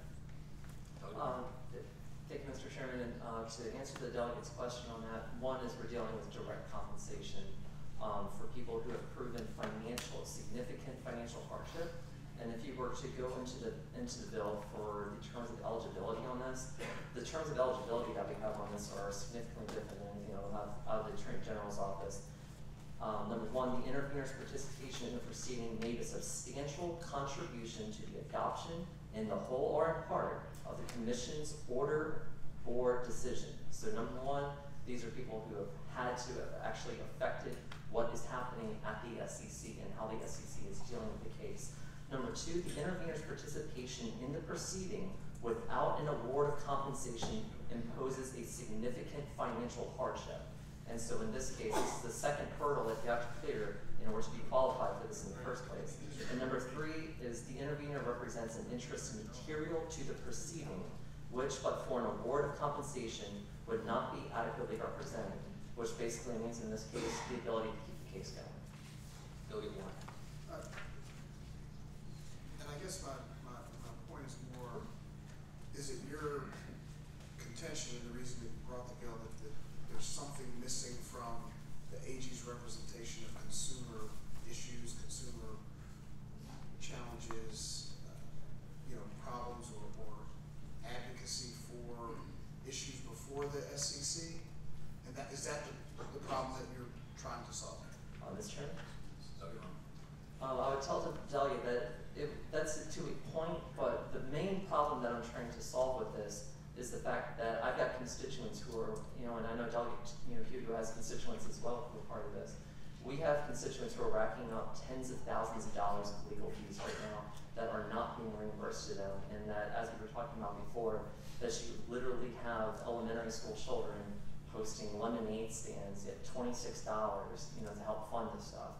They don't have enough money right now, to have another long drawn out case. Right now they're doing okay enough to make sure that we're getting to the next level, but the fact of the matter is these SEC cases are extremely expensive. They cost tens of thousands of dollars, if not hundreds of thousands of dollars in some cases, depending on the length of the case. Delegate Raines. Mr. Chairman, I have a motion, and before I make a motion, I just want to say a couple things. In my mind, in my opinion, House Bill 556 is an attorney's dream. They'd be all over this. No offense to the attorneys in the audience. And also an organization's dream. I mean, they would jump all over this just to make money. I understand where you're coming from, but with that, I would make a motion to PBI House Bill 556. Motion properly moved and second to pass by indefinitely. Those wishing to vote, please vote in the electronic. Mr. Chairman, do I have 2 minutes? You do have 2 minutes. Thank you, Mr. Chairman, and thank you to the members of the subcommittee. What I would say to the delegate regarding, whether it's the attorney's dream or not on this, given that you have the number of qualifications for eligibility that you have in this, and that you have to prove significant financial hardship on this, this is money that is already there that the SEC has told us that would be available for us to be able to have groups like the Coalition, groups whether they're from Rappahannock, groups like Mountain Valley Pipeline folks, whoever they are, available to tap into that existing money. But only if they meet this criteria, and on top of that, they have to have put their own skin in the game to a significant level. I mean, this is a lot of criteria that they're having to meet in order to qualify for this. So you can't just have any random group, come up willy-nilly and, basically asking for money here. There's a lot of subsets that you have to qualify in order to get this. And at the same time, what I would say, if the folks from the Coalition to Protect Prince William County were to show you their legal bills, they are substantial. And the fact of the matter is, like we were saying before, if ratepayer money is already being used to defend the utilities, and that they have to use that money in order for them to hire their legal counsel, then what we're basically saying here by having this SEC money is that the same people who are involved in the same case on the other side of the issue have access to money so that they can adequately not just a little bit, but they can adequately defend themselves and make their case. This doesn't put them at an advantage whatsoever. It simply allows them to make their case without incurring additional financial hardship. And with that, I would please ask the subcommittee to recommend this to the full committee. Thank you, Mr. Chairman. All right, thank you, Delegate. There's a motion and a second to pass by indefinitely. Members wishing to vote, please vote on the electronic voting board.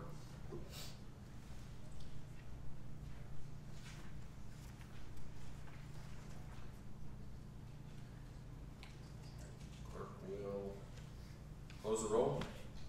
Bill is passed by indefinitely, 6-1. Delegate Lopez, House Bill 1590.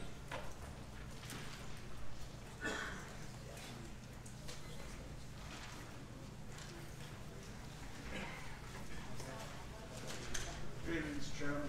Thanks. Thank you, members of the committee. HB 1590 is regarding community choice aggregation.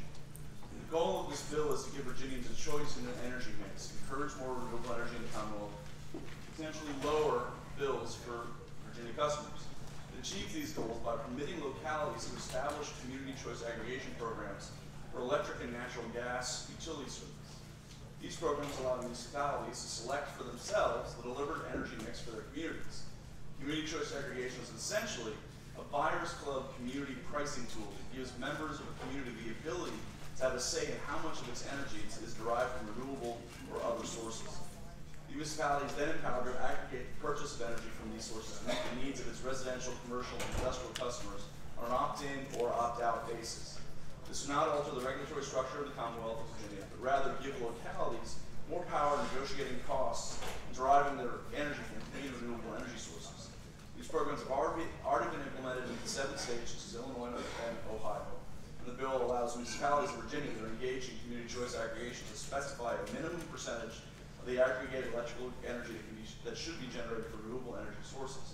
In other states, some localities have chosen a mix of 50% renewable energy. Others have chosen to require 100% of their energy to come from renewable sources. Localities can also choose their mix specifically to lower costs. In New Jersey, community choice aggregation has allowed localities to negotiate for 10% to 13% reductions in ratepayer bills. Municipalities should have the freedom to choose the mix that best meets the needs of their residential, commercial, and industrial customers. Giving them this freedom will also encourage the development of new renewable energy sources in Virginia, even potentially lower bills for our constituents. I hope it's the will of the committee to pass this common sense policy to increase freedom and choice, as well as benefit all Virginians. All right, thank you, Delegate Lopez. Any members have any questions? Anyone in the audience wish to speak in favor or against? Come on up. Morris Meyer, Greensmith Energy.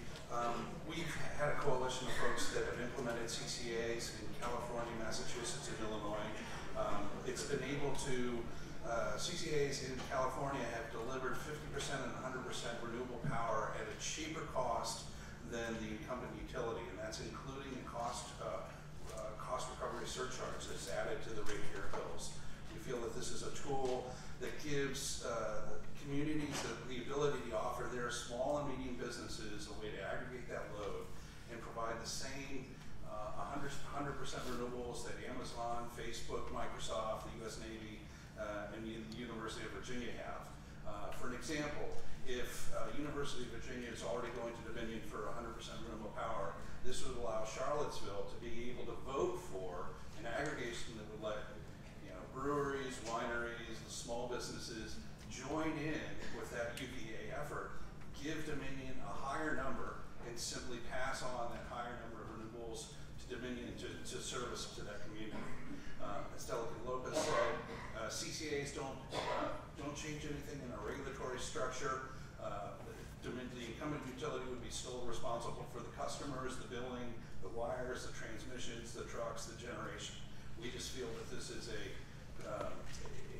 gives communities a choice to be able to aggregate their load for customers if they so choose, and be able to service that load in a mix of renewable levels. Thank you very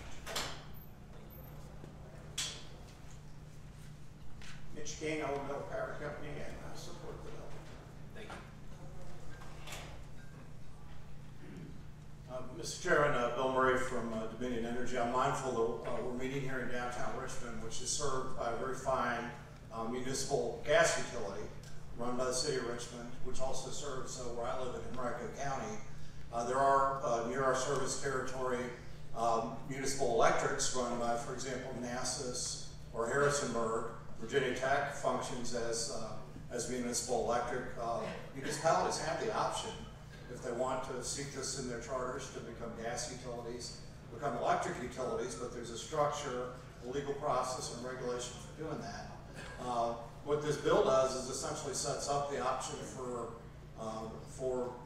more or less, for lack of a better term, unregulated electric or gas municipal utilities. Also note, it's fairly sweeping in its breadth. If you look at the last 3 lines of the bill, a municipality that has aggregated the electric energy load of residential, commercial, and industrial retail customers pursuant to subdivision A1 may enroll electricity customers irrespective of size. Mr. Chairman, I realize state and local authority is often intention, but the state has for many decades allowed municipal electric and gas companies, and for those reasons we would respectfully place this measure. Thank you. Come on up. Good evening, Sam Brumberg with Virginia's Electric Cooperatives. We oppose the bill. Thank you. Delegate Marshall. Mr. Chairman, I live in the city of Danville. The city of Danville, I buy my electric from the city of Danville. The city of Danville has a hydro plant and is installing a solar farm now. So by summertime, 50% of the power electric in the city of Danville will be renewables. So it's already been done.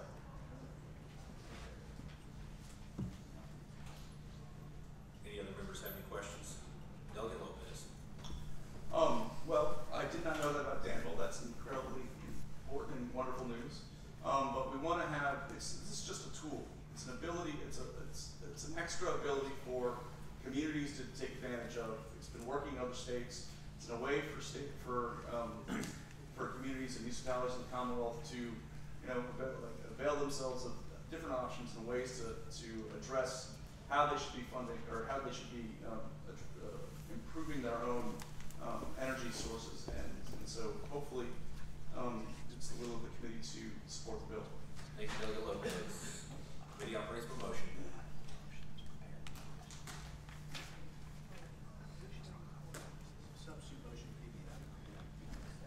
Motion passed by indefinitely properly seconded. Members wishing to vote, please go on the electronic voting board.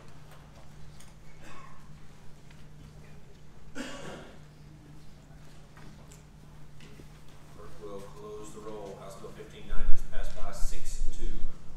Thank you, Mr. Chairman. Delegate Russell, do you have House Bill 96 in the energy block? Yes, sir. Go ahead.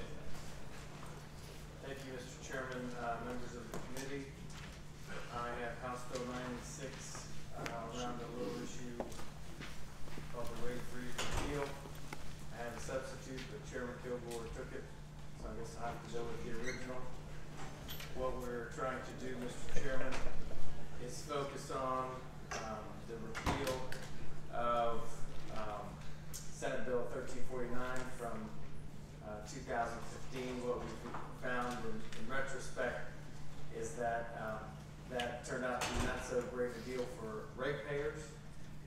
We would like to repeal that measure, refund what seems to be, and all the stakeholders have come together and now agree that there are possibly hundreds of millions of dollars that would be refunded, and most importantly, Mr. Chairman, to restore the SEC's authority, the constitutional authority, to be able to protect the ratepayers and ensure that everything goes through a due process.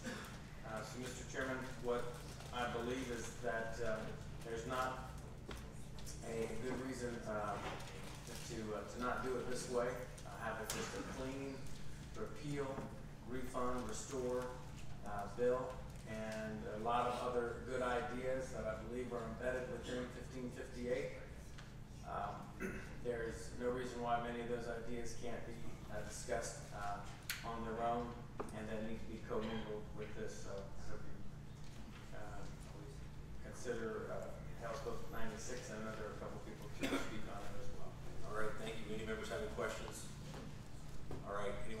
speak in favor or opposition, come on up.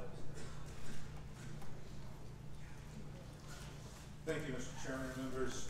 Again, Edward King on behalf of the Virginia Committee for Fair Utility Rates and the Old Dominion Committee for Fair Utility Rates. The base rates of Dominion and Appalachian Power together continue to overcollect their costs plus a fair return by hundreds of millions of dollars.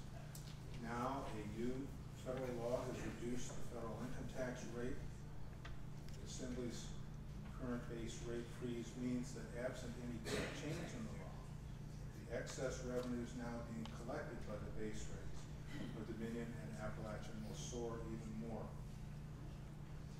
Delegate Rasul's bill would restore the Commission's pre-rate freeze authority and permit it, after full evidentiary hearings, to reduce base rates and set them at fair and reasonable levels. Legislation also would refund to customers of Dominion and Appalachian a portion of the excess revenues that were collected as a result of the freeze. The Commission's rate-making authority should be restored.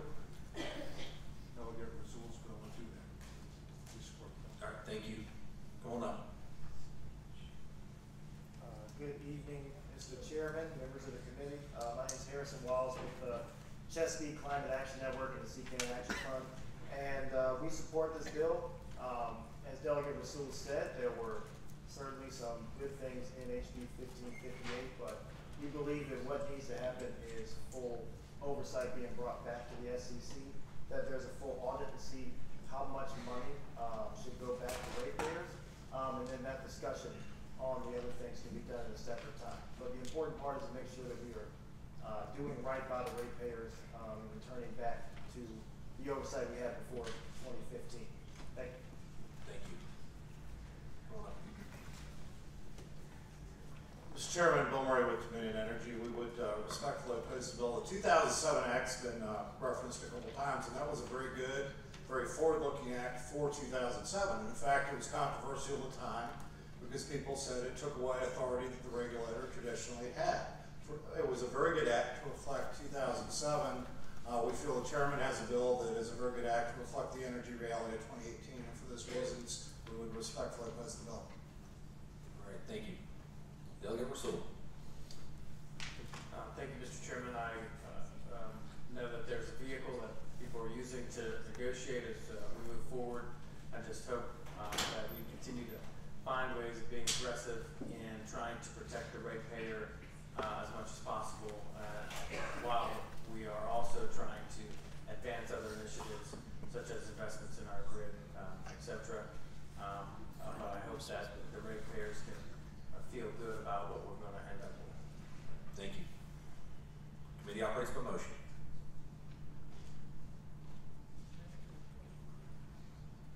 A motion to report.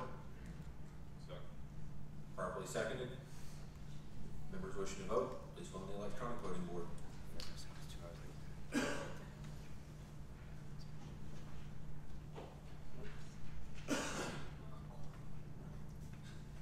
Clerk will close the roll. House Bill 96 fails to report 3-6. Thank you, Mr. Chairman. Thank you, Delegate Rasul. Delegate Hurst, House Bill 1187.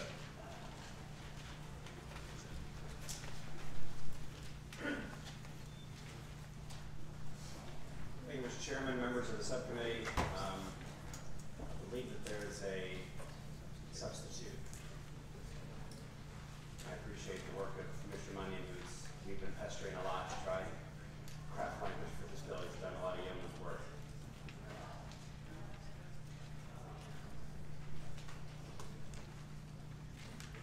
Can we go ahead and get a motion to get the substitute in front of us? Motion moved and properly seconded. All those in favor say aye. Those opposed? Substitute is before us. Delegate Hurst. Thank you, Mr. Chairman. So the differences between the original and the substitute, we have been talking with stakeholders on all sides of this issue about natural gas companies and the right of entry upon property. And I felt that there was was some language that was not only maybe not germane to this actual specific part of Title 56, but also might be punitive in its actual enactment if it were to be enacted. So one of the changes we made was on line 40 to remove what we had introduced and proposed to pay treble damages if there's a trespass and restore that back to what the current language is, which is that there shall be reimbursement. Additionally, we have also removed most of, in the original subsection F, which goes into describing what public use certification should be. I don't think that that's really applicable to this particular part of the code section. And we also removed subsection F, H as well. I would move, Mr. Chairman, if it's the pleasure of the subcommittee to actually make a couple of other amendments that I think might make this bill a little more workable. If I can entertain two individual line item motions. You want to propose them individually or together? All right. At the pleasure of the subcommittee, I can do them both together. That's fine. Okay. I'm going to save everybody's time. The first is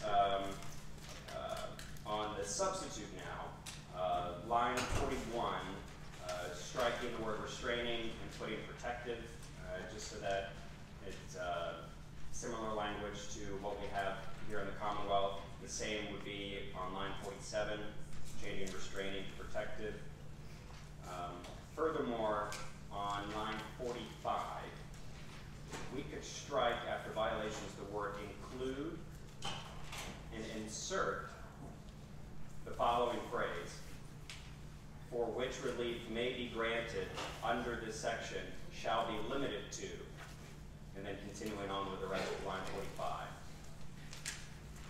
Furthermore, Mr. Chairman, if we could also, looking at the adopted substitute, strike subsection F lines 54 to 60, which also addresses public use certification and definitions that I think are already established in other parts of the code section.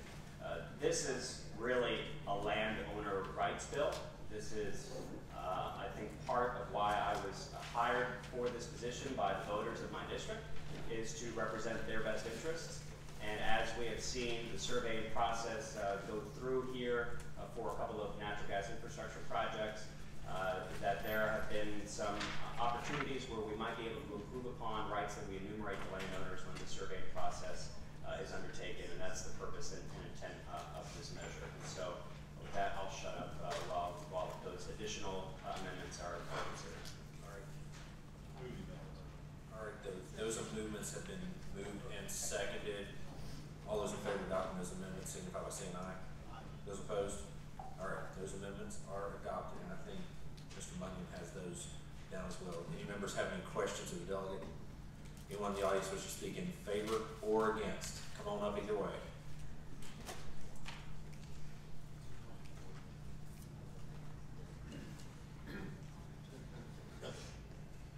Mr. Chairman, Peter Anderson with Appalachian Voices. We want to thank Delegate Hurst for bringing this bill. The right to exclude somebody from their property is a fundamental property right, and so we think if you're going to roll back on the edges of that right, you've got to have a pretty good reason for doing so. I think it's pretty reasonable that there be a prima facie showing of public use in order to roll back that fundamental property right. Thank you. Come on up. Good evening again, Mr. Chairman and the committee. My name is Harrison Wallace with the CCAN Action Fund. And we also support this bill. We think it would remedy problems in existing law to be more fair to landowners and just create provisions that even the playing field between utilities and the landowners and make sure they're having all the rights they deserve. So we support anything that can help them. Thank you. Thank you. Come on up. Mr. Chairman, members of the committee, I'm Trina Slafto with Virginia League of Conservation Voters. We support this bill, protects property rights, and thank you. Thank you. Anyone in opposition?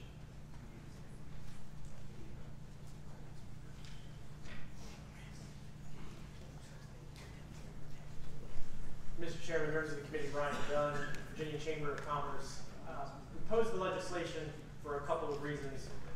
We've always said we wanted to do this pipeline, or any pipeline, environmentally friendly, respecting property rights. All of those things must be done. But we look at this bill as getting in the way of being able to accomplish those things. Having the purpose of conducting the surveys is finding the least intrusive way. And if you can't let surveyors onto your property, that's not going to be easily done. And then to do it environmentally friendly as well, those surveyors need to have access, and so anything that gets in the way of that really is going to get in the way of the intention. So with that, we go. Great, thank you. Mr. Chairman, members of the committee, David Ogburn, representing EQT. EQT is the operator of the Mountain Valley Pipeline. Sort of struggling here with some of the last minute changes, but I believe the bill will still make it virtually impossible to use surveys to route the pipeline. And by doing that, I mean, it's ironic. You end up having to take more property than you would otherwise because you can't figure out where it should go before you start the process. So, not sure how that accomplishes any purpose other than basically making it very difficult, if not impossible, to actually build a new pipeline. The second, changing from temporary restraining order to temporary protective order, there's a lot of law about what a temporary restraining order is. I don't have any idea what a temporary protective order is. It seems like it would be fairly easy for one to get, and it's not based on something that happened. It can be based on something you think may happen. Again, I'm not sure what that is. Thank you. All right, thank you. Go on. Mr. Chairman, members of the subcommittee, David Clark, representing Virginia Oil and Gas Association, we also are struggling a bit with the many changes that have been made from the bill as introduced. We do appreciate that. It appears that some of them are to take out some of the most offensive portions of the bill as introduced, but we still have concern about this. And I guess I would just want the committee to understand that the industry does respect property rights.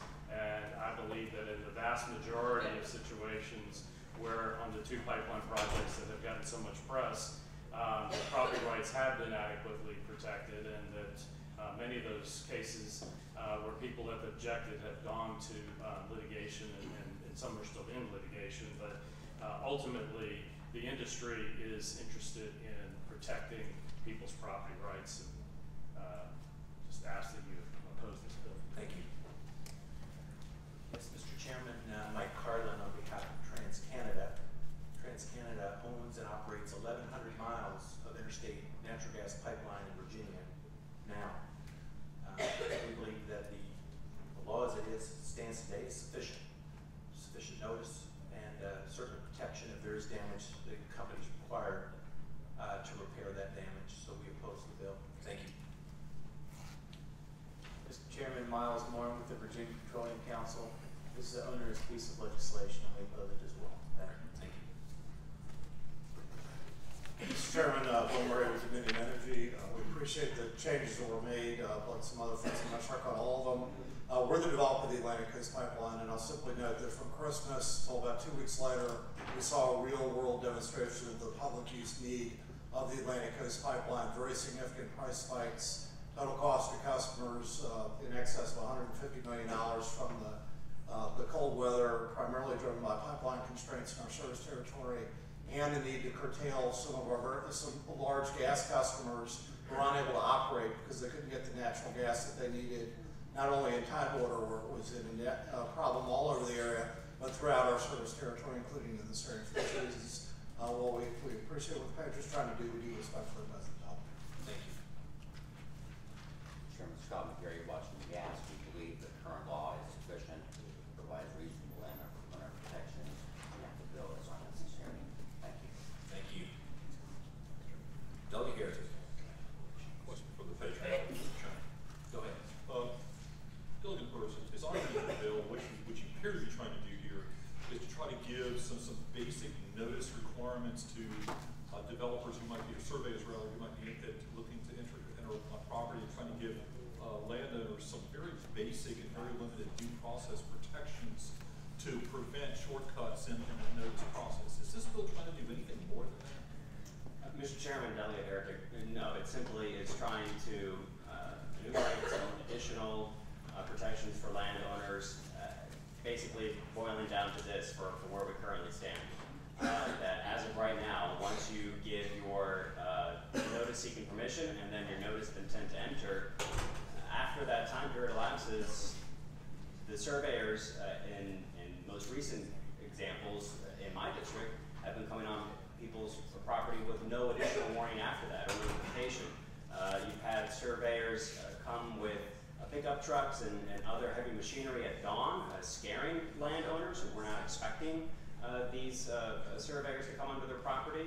There have been issues with subcontracted surveyors from other states being charged with misdemeanor trespass for not following even what's currently in the code. There have been anecdotal reports in Giles County of surveyors trying to enter homes to use the bathroom. And so this is just trying to, again, protect landowners during this entire process. And one of the subsections that I think is also relevant that remains in the substitute and amended substitute is that I and my constituents believe that whatever data is collected, whatever reports are gathered, should be available to the landowner as well, because these routes can change in their direction, and yet that data and information could be very valuable to that landowner, not only to identify potential caves or karst terrain underneath the ground, but if they choose to reroute any type of natural gas or utility project off your property, you still want to be able to have that data. I think it belongs to you, it's your property, and you should be able to have that in case there's going to be a future opportunity for an easement or right-of-way. So this is giving some basic fundamental rights to landowners during not only what is a process that is still ongoing, but it's expected to, by all accounts, continue into the future. All right, thank you. Any further questions? Committee operational motion. So, motion to report properly seconded. Members wishing to vote, please vote on the electronic voting board.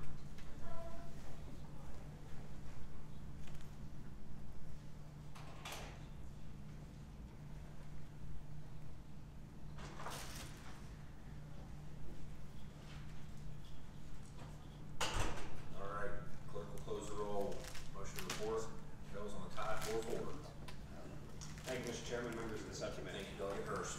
All right, final bill in the energy block. Delegate Corey, House Bill 33. Thank you, Mr. Chairman. House Bill 33, which I have introduced, deals with the information that the SCC can consider when it is evaluating a case. And I would respectfully ask that we carry this bill over. Motion to carry over. Moved and seconded. All those in favor, please signify by saying aye. All those opposed?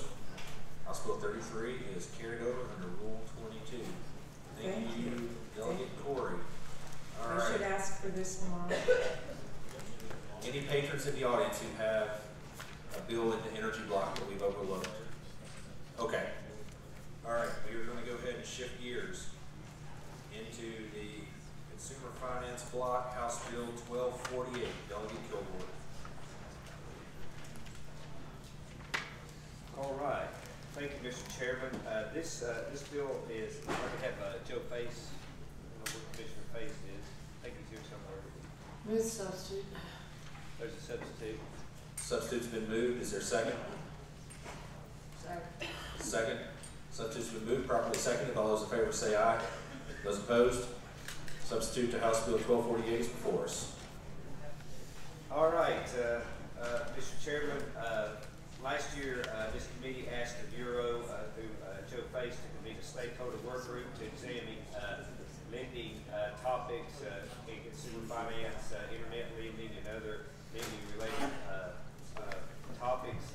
And I think they met over 4 times during the summer and fall, and they drafted legislation. The substitute that you have before you is a result of that work group, and it is a result of the work group continue to work throughout this session. And we've got all these people, whether somebody's going to tackle me or not. I'm going to I don't know what's going on here. But anyway, yeah. Anyway, what, you know, and I can say that this was a true work group. Nobody got exactly what they wanted, and there was a lot of hard work that went into this bill. There's a lot of participants in this group, including the Bureau of Financial Institutions through Joe Face and his office, Attorney General's office, Property Law Center, Online Lending Association, there's Virginia Consumer Finance Lenders.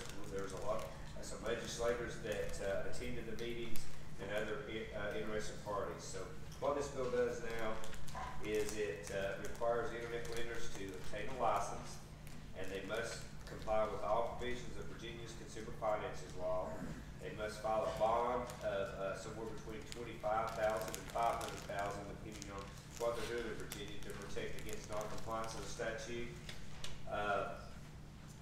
The Attorney General has the powers to issue civil investigative demands on violators. The Commissioner, which would be the Bureau of Financial Institutions, he's given the responsibility and of oversight of the out-of-state and in-state lenders, and there's some civil penalties that can be imposed for the including license revocation. I don't know if Commissioner Face is back in. There you are. If he wants to come on up, he can tell you, Mr. Chairman, about more of the work group. But I just want to thank him for his leadership in getting all these parties and setting all this up for 4 or 5 meetings, and continues on through the session. Yeah, we did send a ton of bills over there last year, so yeah, that was not a light lift. Go ahead. Mr. Chairman, Joe Face, Commissioner of Financial Institutions. At the request of Billy Kilgore last year, we held several meetings through the summer with as many interested parties as we could get together. We had about 50 people attend each meeting. We thoroughly vetted the issues, a lot of good input from a lot of people, and this bill is a product of that work group of last year. All right, thank you. Any members have any questions? Delegate Kilgore or Mr. Face? All right. Anyone in the audience wish to speak in favor or in opposition? Come on up. Mr. Chairman, members of the subcommittee, Jeff Kelworth reads on behalf of the Online Lenders Alliance. The Online Lenders Alliance includes a number of companies that ensure that Virginians who cannot access credit from other lenders have access to that credit and provide access to capital in cases of emergencies. We support this effort to bring the statute into the 21st century. As the chairman stated, this legislation is a result of an extensive stakeholder work group process. Like every stakeholder work group process, not everybody got what they want, but we do support the result from that process. Both with this bill as it moves forward through the process, we would ask that the body oppose any changes that do not reflect the results of that stakeholder process. But we ask for your support for this legislation. Thank you. All right, thank you. Come on up. Mr. Chairman, members of the committee, Chris White with the Vector Corporation here on behalf of Title Max. We were pleased to participate in the stakeholder process. I think it's important to know that currently Title Max is not originating any consumer finance loans in the Commonwealth of Virginia, but we do feel that the work product and the bill before you today is a good bill, and we would urge you to support it. Thank you. Thank you. Jay Spear with the Virginia Poverty Law Center, and we do oppose the bill. We did participate in the stakeholder group meetings, and we said over and over again that you cannot allow internet lending in Virginia until you close the loophole that we have in our Consumer Finance Act. And the loophole is for loans over $2,500. And the problem is if you pass this bill, you're going to have loans over $2,500 that have no regulation, no interest rate cap, no regulation. There was a story in the LA Times from January 19th, and the title of that story was "Borrow $5,000, Repay $42,000, How Super Interest Loans Have Boomed in California." A quote from that article is, while California has interest rate caps for installment loans less than $2,500, there's no limit on the amount of interest on bigger loans, and that's exactly what we have in Virginia. A quote from the LA Times article, many of the loans can be tied to just 3 lenders who account for half of the 3-digit interest rate loans with the popular $2,500 amount. Loan Me, Cincinnati's Firm Check and Go, and Fort Worth's Elevate. These are all internet lenders making loans in California. And each one of these lenders is making over $100 million in triple digits interest loans. If you pass this bill without plugging that over $2,500 internet loan loophole, the unintended consequence is going to be a story coming soon, how super high interest loans have boomed in Virginia. Besides super interest rate loans, what else will Virginians get from these loans? Here's a quote from the Daily Press article on Sunday. Abuses by high interest lenders, charging triple-digit interest rates, helping themselves to payments out of unsuspecting consumers' bank accounts, and selling personal information to others. And I can tell you that I have talked to maybe 100 or 200 people in Virginia that have gotten illegal internet loans, and the selling of the personal information and harassment is even worse than the interest rates.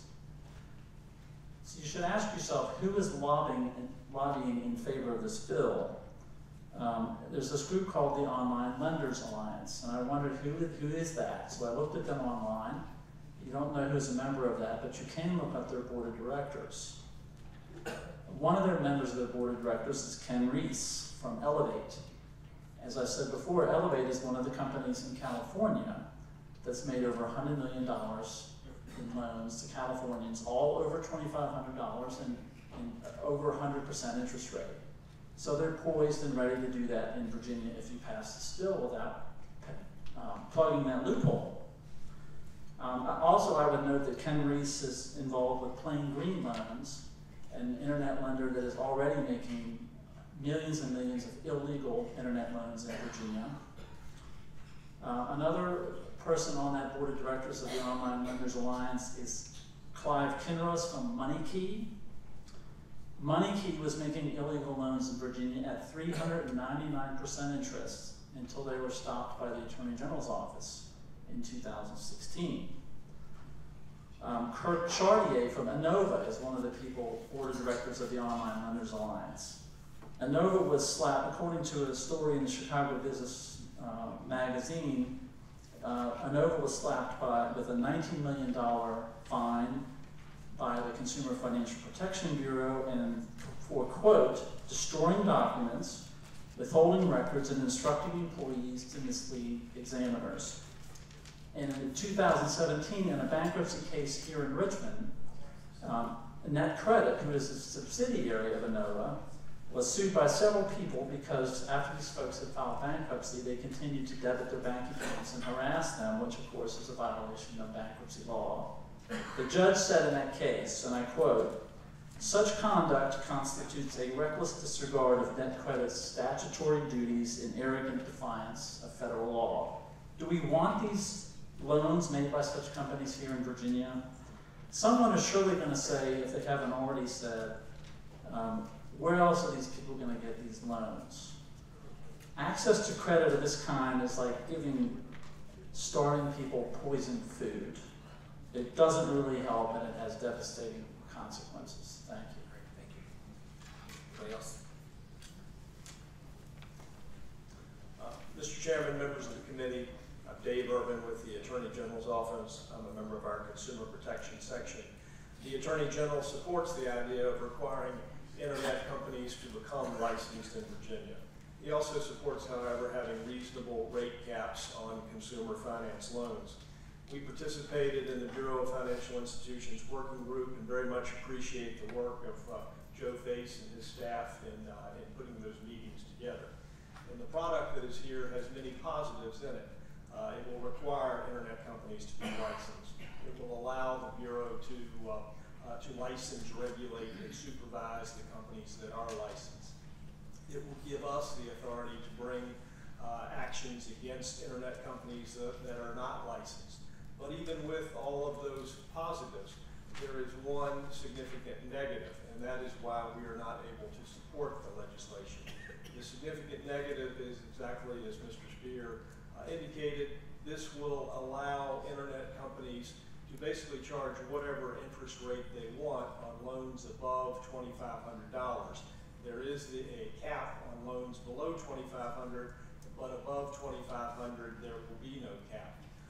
What it will allow is exactly what we sued a company called Cash Call earlier this year, or actually earlier last year, January of 2017, that was making, they were a purported tribal lender and they were making loans to Virginians. They made over 17,000 loans to Virginians. Their standard loan, of which they made over 7,500, was a loan of $2,600 on which they charged 138% interest. So there are other companies out there who want to do exactly what Cash Call did in the years from 2010 to 2013. We don't think that that should be allowed, that there should be reasonable rate caps that apply to all consumer finance loans. As Mr. Spear indicated, there are other options available to the borrowers of last resort in Virginia. We have payday loans, we have motor vehicle title loans, we have pawnbroker loans. Thank you. Thank you. You were right, that certainly no one got everything they wanted. No. It sounds like everyone got Something something. they wanted. And I think there's some bills for the other body coming this way that may address the loophole. Committee operates by motion. Motion to report properly seconded. Members wishing to vote, please vote on the electronic voting board.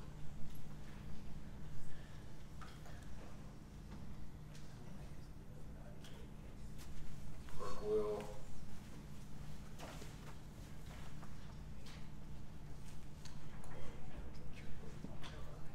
close the roll. House Bill 1248 reports substitute 9-0.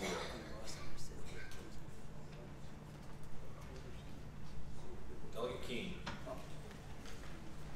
Mr. Chair, members, I have House Bill 1596. 1596, yes. Delegate King, could you hold on for just one second? There's anyone in the audience just got notification here for House Bill 1483, Delegate Rasool's bill. Just got notice asking to strike that bill. Yeah, Mr. Chair, I also like to explain that too, because the reason is because Delegate Rasool's 1496 is, I think it's almost identical, if not the same as mine, and Delegate Rasool wants to leave early, so I told him that's fine. Okay. So, Can I get a motion on that? Motion properly moved and seconded to strike House Bill 1483.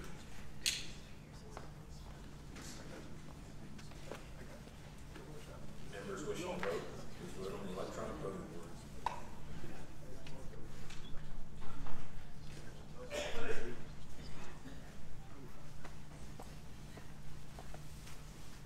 Clerk will close the roll. House Bill 1483 is stricken 6-0. All right. Apologize, Delegate King. Go right ahead. Mr. Chair, first of all, I have a substitute, and I'll also explain something else after I offer my substitute amendment. I think that Mr. Money has that. And it basically strikes most of the new language, except for starting line 107. It just keeps that one paragraph alone. So. Mr. Chairman, we did two line amendments. There's no substitute. Oh, I'm sorry, line 1596. Mr. Chairman, we'd like to report the amendments. On line, the first amendment is on line 42, after the capital F. Strike the remainder of line 42 and strike all the way down through line 102, which would be through repayment agreement, and then also on line 103, strike the capital L and the word the, and insert notwithstanding section 6.2-435, the, and then continue with that language. And Mr. Chairman, the second amendment is simply on line 107 to strike M and insert G. Thank you. You heard the line amendments. Do I hear a motion? So moved. Motion properly seconded to adopt those amendments as previously described by council. All those in favor say aye. All those opposed? Those amendments are adopted. Thank you, Mr. Chair. And before I explain briefly, I also want to tell you that procedural posture. as I was sitting at sub 2 earlier, I got the fiscal impact on this bill, which didn't exist until this afternoon. We looked at the fiscal impact. It was based on the introduced version. With the substitute, my sense is that it's not going to apply because there's no licensing involved, there's no SEC involvement at all. But it is what it is, and I just want to give you a heads up that fiscal impact does say that SEC may have to hire somebody else, which shouldn't apply to this section, but I just want to give you that heads up. Mr. Chair, with the substitute, what this does, this is an open-ended credit bill. You've seen these things before. The goal here is to close what we believe is a problem in that some of these internet-based companies are claiming that Virginia law doesn't apply to them because they're coming in from outside, that they may choose other states' laws and governments. So what this bill really is intended to do is to bring these companies that are serving Virginia residents and Virginia customers under Virginia law. So we would make it clear that Virginia law applies for the open-ended credit itself, if they get it online, and secondly that any violation of that would be a Virginia Consumer Protection Act violation. That's really all the bill does. I'd be happy to answer any questions. Actually, we have some folks from Harvard Law Center that could probably speak to this as well. All right, anyone wants to speak in favor or in opposition? And if the State Corporation Commission has any comments, you're welcome to come up as well. Go ahead. Hello, Mr. Chairman, members of the subcommittee. My name is Dana Wiggins. I'm with the Virginia Poverty Law Center, and we support this bill because it really, and in its substitute form, it really just makes it clear that Virginia law applies. So it's really targeted so that internet lenders know that Virginia law applies to them if they try to use this statute. There are several lenders that we hear about every day. I run a hotline for people that have issues with loans, and so I talk to borrowers almost every single day. And for many of them, if they have lenders that are trying to use this open-ended credit space, they often will claim, well, we're in Utah, or Utah law applies, or the laws of the country of Nevis apply, laws of Malta apply. And so this would just make it clear that if you're lending under that statute, there's no restrictions involved. It's just if you're lending under that statute, that Virginia law applies. Thank you. And it also makes sure that the Attorney General's office has the tools that they need to be able to, if somebody doesn't follow the one rule under that particular statute, there's only one rule, but it makes sure that they have to follow it. Thank you. Come on up. Mr. Chairman, members of the subcommittee, Kevin Bauer, Virginia Catholic Conference, we support the bill as well. We want Virginia's anti-usury laws to be fully enforced and apply to open-end credit loans, and that this loophole will be closed. Thank you. Mr. Chairman, members of the subcommittee, my name is Erin Whitty. I also work at the Attorney General's Office in the Consumer Protection Division. Prior to that, I was a private consumer protection lawyer. I sued a lot of open-end credit lenders. I'm pretty familiar with this product. The Attorney General supports this legislation. He supports this bill. These companies are the outlier. Unlike payday, consumer finance, there's almost nothing regulating their activity. This bill would give our office the ability to enforce those laws specifically. It would also make clear that if these companies are making loans to Virginia consumers, then Virginia law applies. For those reasons, we ask you to support this bill. Thank you. Mr. Chairman, members of the committee, my name is Robert Barada. I'm here on behalf of Check into Cash, and I'm here to oppose the bill. The first thing I'd like to say is that the speakers previously are conflating the internet lending of open-end credit with brick and mortar that's here in Virginia, that's registered with the Bureau of Financial Institutions and operates in accordance with Virginia statute. It's my understanding that the bill that you just passed previous to this was to take care of the internet lending issue. I may be wrong, but I think the chairman's bill was a step in that direction. So this bill is not needed to do that. Or in fact, what this bill will do then is to apply the Virginia Consumer Protection Act with all its private cause of action to open-end lending, which is just a lawyer's dream. So with that, I would hope that you would not pass this bill. Thank you. Thank you. I think you have more of those. One more. Mr. Chairman, members of the committee, Morgan Gothard representing Community Choice Financial. We operate First Virginia lands. We have 26 stores in central and eastern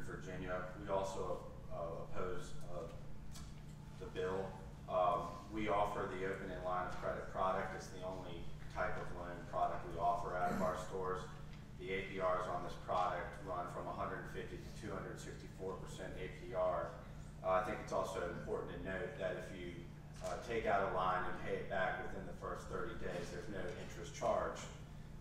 The reason we charge the APRs that we do is that we need to be able to generate the capital to invest in bricks and mortar, hire people, and account for the loans repaid within the 30 days where no interest is paid, or for those lanes that are written off altogether. So for that reason, we find this bill problematic and would associate ourselves with the comments made by Mr. Barata and hope you oppose the legislation. Thank you. Thank you. Delegate Warren. Thank you. Question for the gentleman or Mr. Barata just not.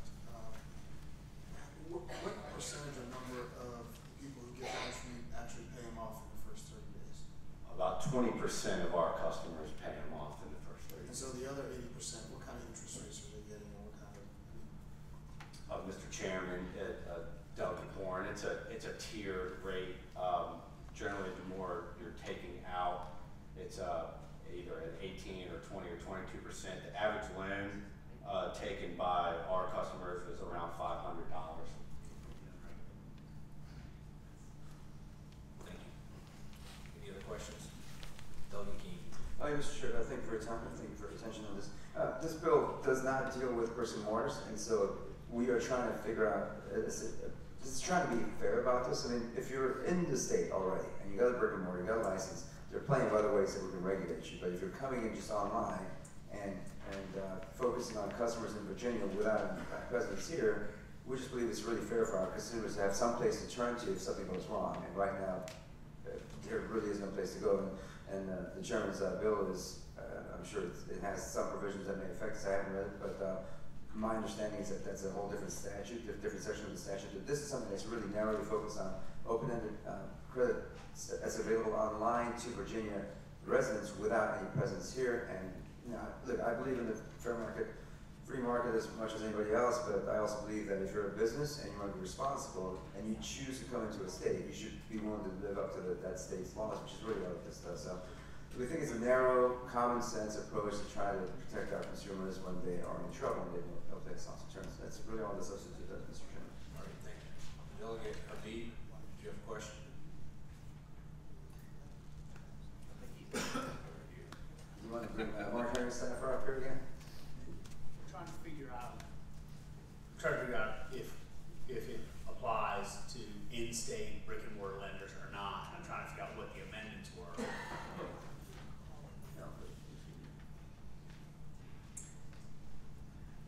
Mr. Money can explain this, but the way we did the substitute, it should not.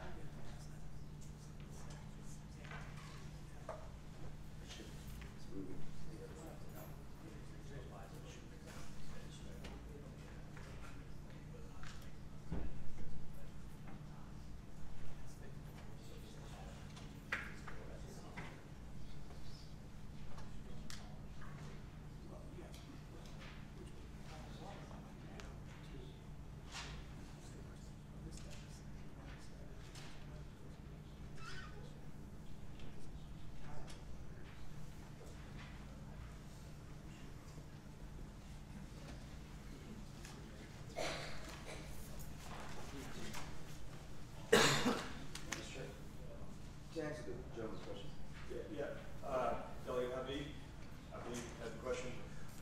My understanding is that the bill would apply to both brick and mortar and internet. So it applies, 6.2312 obviously applies now to brick and mortar. We have internet folks who are offering those types of loans. So this would just make absolutely clear that that same statute applies to them when they make a loan to a Virginian. Mr. Chairman. Delegate Habib.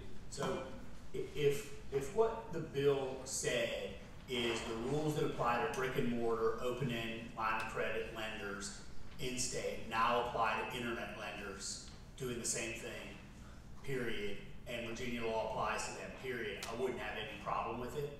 I read it as bringing a new set of rules in that then apply to both the internet lenders and the brick and mortar lenders.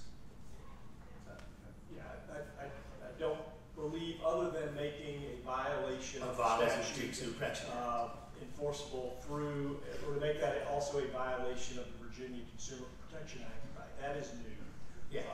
The law is not new, and that applies applies now, certainly brick and mortar. And we have contended it applies to internet folks as well who are making loans to Virginians.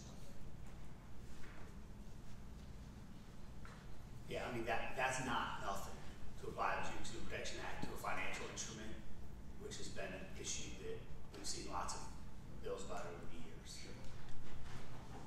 And just to clarify, Mr. Chair, when I said this bill doesn't apply to brick and mortar, what I mean is the new language that we added, already existing law applies to brick and mortar. So my new language would not apply any new additional burdens to that. We are bringing the online lenders under the existing law. So that's maybe it's semantic, but we're not adding any new provisions other than that protection for the internet-based companies coming in. All right. Any further questions? Committee operates by motion. Motion to report House Bill 1596 properly seconded. Substitute motion to pass by indefinitely. Properly seconded. Members wishing to vote, please vote on the electronic voting board.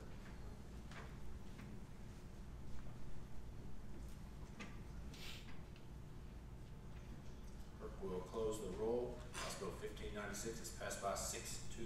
Thank you, Mr. Chairman. Thank you, Delegate King. Delegate Simon, you have allow Delegate Krizek to sit on. Ooh. We always All time right. for that though. Thank you, Delegate Simon. Hold Thank on. you, Mr. Chairman. This HB 47 is going to be very quick. This bill just simply outlaws payday lending.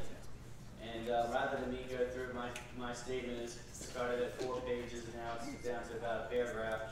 But I have I think it's best to hear from someone who's been victimized by payday lenders, onerous rates, and how they trap you. And I've got a witness here who can testify just how insidious and predatory these payday lenders lending still is. Mr. Corian, I'd like to present my witness here.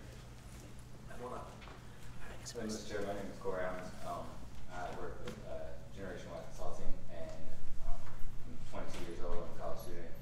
I applied and received a $200 payday loan, which I proceeded to make the first 2 payments on it, and missed a payment, which caused the loan or the amount due to nearly double, and at the moment it's now went from $200 to $1,600 that I owe.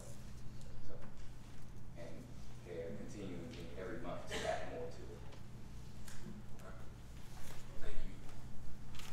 So you can see how it's still a problem. I know it's been regulated, but when he's already paid his $200, I think he's already paid over $200 from his original loan, and that's just 6 months ago. Now he owes $1,600. He's never going to be able to make it. He's working part-time at night as a waiter as well. So this would just take care of the problem. Just outlaw payday lending. All right, thank you. Is there anyone else who wishes to speak in favor or in opposition? If so, come on up. Good afternoon, Mr. Chairman, members of the committee. Dee Gonzalez on behalf of Ace Cash Express. Just wanted to let you know that we are a payday lender, one of the very few still left in Virginia. Very interested to hear that this gentleman has had issues because that's not what the regulated law is intended to.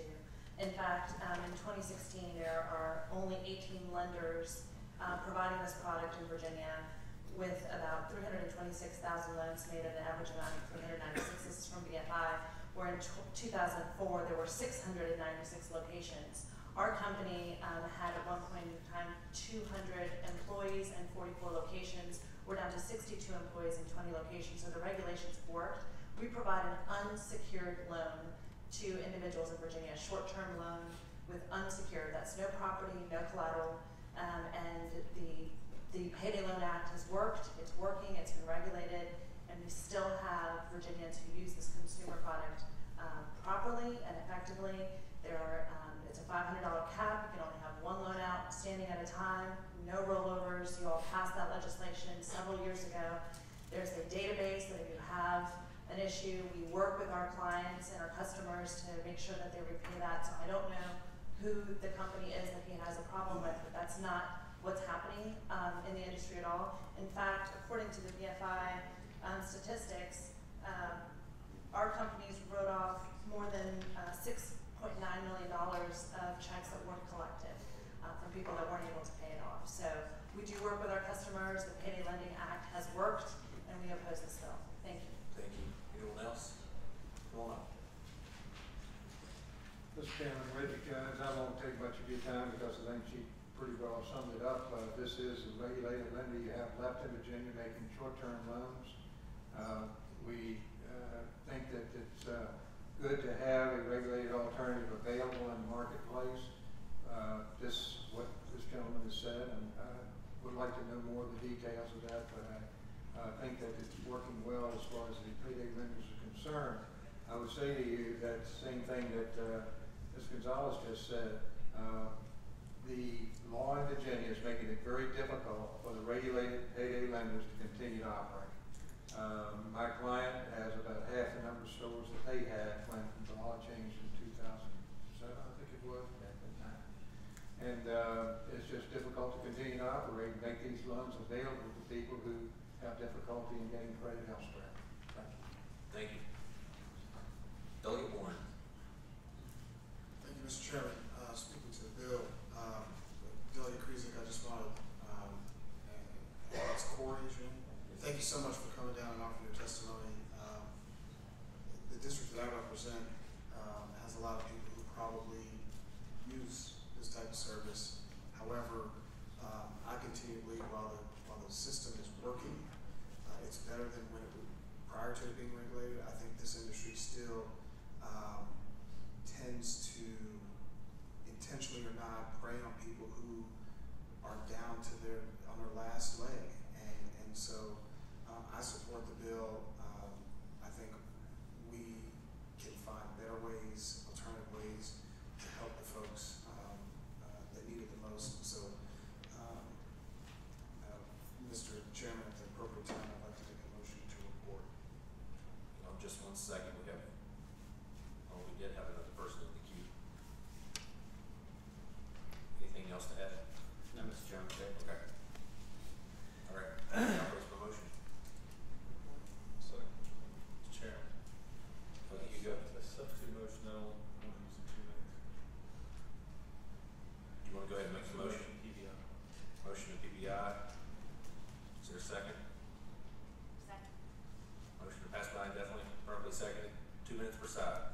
Delegate Hugo. Mr. Chairman, I would hope that, I heard with interest the story from the gentleman, and I would hope that, Ms. Gonzalez said that that's not how they operate. I hope somebody would make an effort to reach out to this gentleman to make sure that if there was something that ran askew, that it could be corrected if it's indeed that, and I'd like to see that.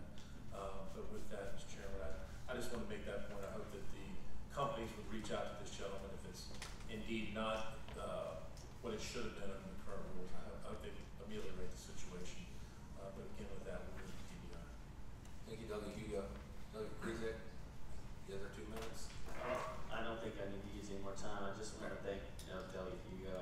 I'd like to try that with maybe you and V. Gonzalez, and I can chat with her about it. But it was that hard for me to find a witness to testify, so I'm sure there's other cases like this. So we need to figure out something, maybe to tighten it up a little bit more. Thank you very much. Thank you. Members wishing to vote, please vote in the electronic voting.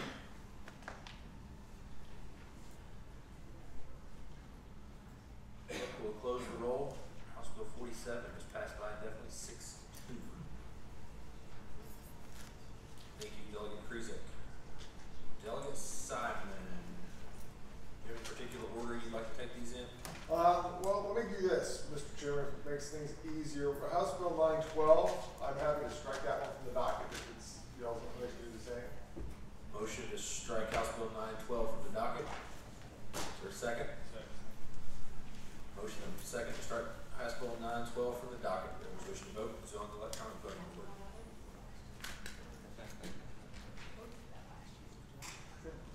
Clerk will close the roll. House Bill 912 is stricken from the docket 7-0. Delegate Simon. Okay, let me do, real quickly, we'll see how quickly it is. House Bill 911, and then we have the big one. House Bill 911 is is a recurring contracts statute, and the meat of this can be found really on the. I've been sitting here studying it for hours now. I can't find it. It's on line 201 of the bill, which basically says the supplier making automatic renewal of continuous service offers shall provide a toll-free telephone number, an electronic mail address, a postal address, or another cost-effective, timely, and here's the key, easy-to-use mechanism for cancellation that shall be described in the acknowledgement. This is the situation here's the problem we're trying to solve. If this ever happened to you, I know it's happened to me. I sign up for a service on a trial basis, you give me your credit card, you get past that initial period. Suddenly, month after month after month, you're being charged for a service. You're trying to figure out how to stop the payments from coming out. You go back to the website where you initially signed up for it, or you find a piece of paper where you signed up for it. You can't figure out how to cancel it. So ultimately, what I end up doing, I call the bank, cancel the credit card. Right? Delegate Prince, I've had to do that before. Just cancel the credit card, report it lost for stolen. Finally, stops the payments from coming out. But this statute we do says if you offer that kind of a service on a recurring basis, you've got to make it really easy to cancel the service. 22 other states have similar statutes and similar approaches to dealing with this. Virginia hasn't gotten around to doing it. That's in a nutshell what the bill does, and I don't really have any witnesses ready to give up and law somebody like this bill. Jay Spear, if he's still here. Any questions from members? Anyone wishing to speak in favor or in opposition to House Bill 911? Jay Spear with the Virginia Poverty Law Center. We support the bill.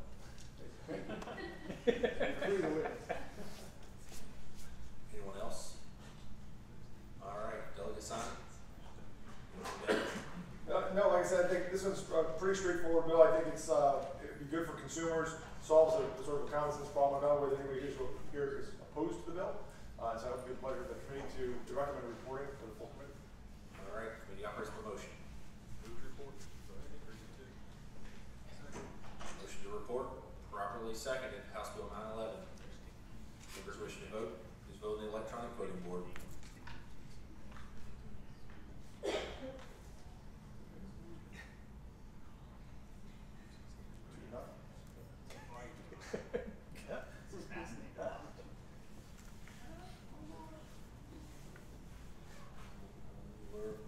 Will close the roll. House Bill 911 reports 5-0. 5-1. All right. Mr. Chairman, my next bill is House Bill 967. And this is a bill to license student loan servicing companies and create what we call a borrower's bill of rights. I think there's a substitute that makes technical changes. Foremost among these technical changes is it takes the enactment date from 2019 to 2020. And the reason for that is to get rid of the fiscal impact. In large parts of it no longer has a fiscal impact. It doesn't require a budget amendment by going out to 2020. Move substitute. Substitute is moved and seconded. All those in favor say aye. Those opposed? All right, substitute's before us. So, Mr. Chairman, members of the committee, the student loan, this is, I think, the one I hope, this is one where either you all were stretching your legs or clapping at the end of the governor's State of the Commonwealth address. I think we had some consensus as a bipartisan issue, bipartisan problem needed to be solved. And nationally, we have $1.4 trillion in outstanding student loan debt. And here in Virginia, we have close to $1 million borrowers who owe over $35 billion in student loan debt. It's the second largest category of debt, second only to mortgages. Unfortunately, the federal regulation of this industry is pretty sparse. And so we think that it's time to begin to license the student loan servicing companies that service those outstanding loans here in Virginia. Student loan debt, there's a number of ways to attack it. We've had bills to do different things. Part of it was a student loan refinance authority, which we said is too expensive. Part of it is Delegate Price's ability to create an Office of Student Loan Ombudsman to steer people at the beginning into the right product for them and make sure that they don't get into a loan that they can't handle. But we've got to do something for, again, these million borrowers who owe over $35 billion to make sure that they're being treated properly as they go to service their loans and don't have to put up with people misapplying their payments. The biggest problem, I'll just make it quick, because it's been a long night. This is the scenario that I'm looking to solve and trying to avoid. Somebody who's a teacher, for instance, and they qualify for public service loan forgiveness. If they've been working as a teacher, they've been up to 10 years, and they call their servicing company and say, how do I get into this program that allows me to cancel my student loan debt?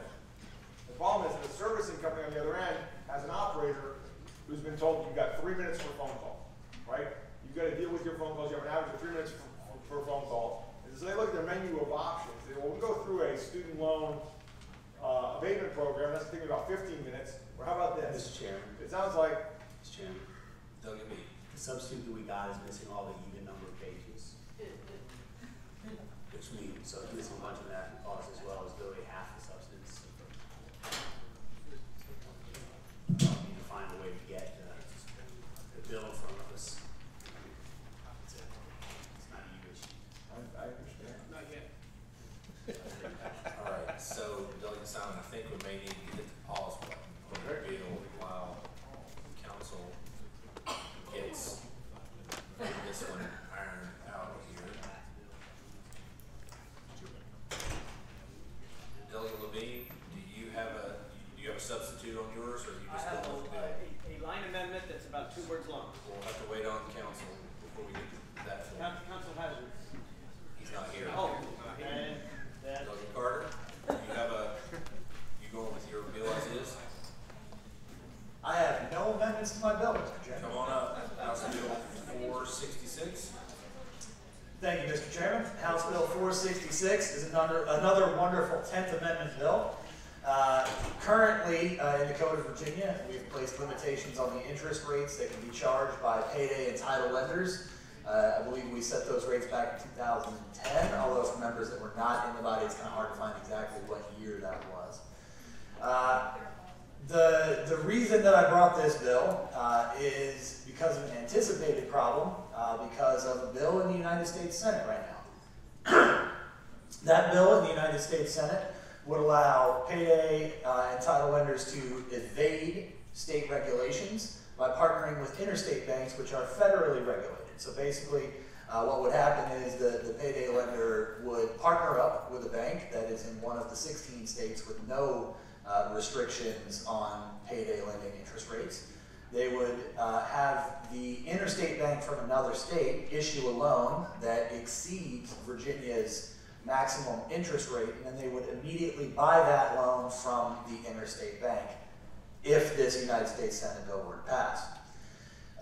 So this bill is aimed at giving our Attorney General another tool in his toolbox to combat that if that law should pass on the federal level, so that we can protect Virginia's authority to regulate Virginia loans. All right, any questions from members? No one in the audience wish to speak in favor or against? Come on up either way.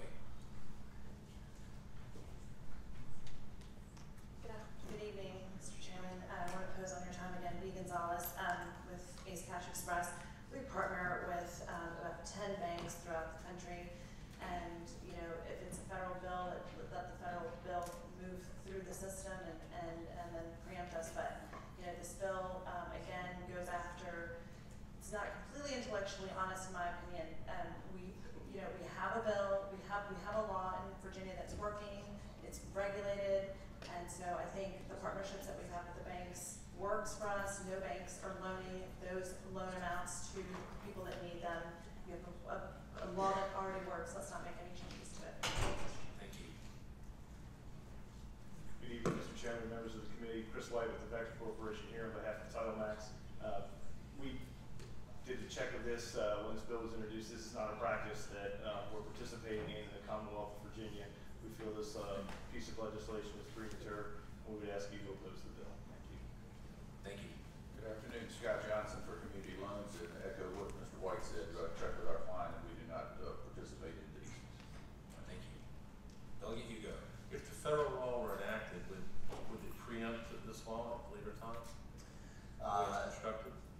So I have the text of that federal law. It does have notwithstanding clauses, so it's clear that the sponsor of that federal law does intend to step on states' abilities to regulate loans inside their states.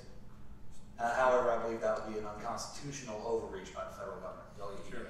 So, but I guess the question is, so even if you had your law enacted, if the federal law were to go forward, it would override and preempt this. And I'm not sure it would accomplish what you're trying to do if the federal law is enacted. Is that correct? So, as I said earlier, this would give our Attorney General another tool in his toolbox so that he could challenge that federal overreach. Mr. Chairman, I'm not sure you could overreach the interstate commerce clause, but I appreciate your comments. Thank you. And I'm glad to know the Attorney General will challenge federal overreach. They'll hear it. It's only I to behold.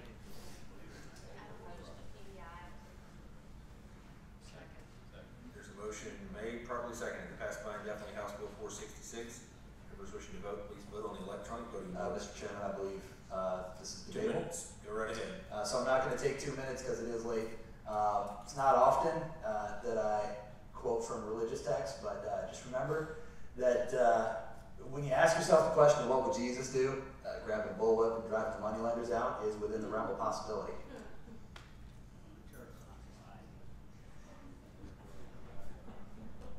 Anybody on the opposite side of that 2 minutes? All right. Motion to pass by indefinitely has been made, properly seconded. Members wishing to vote, please vote on the electronic voting board.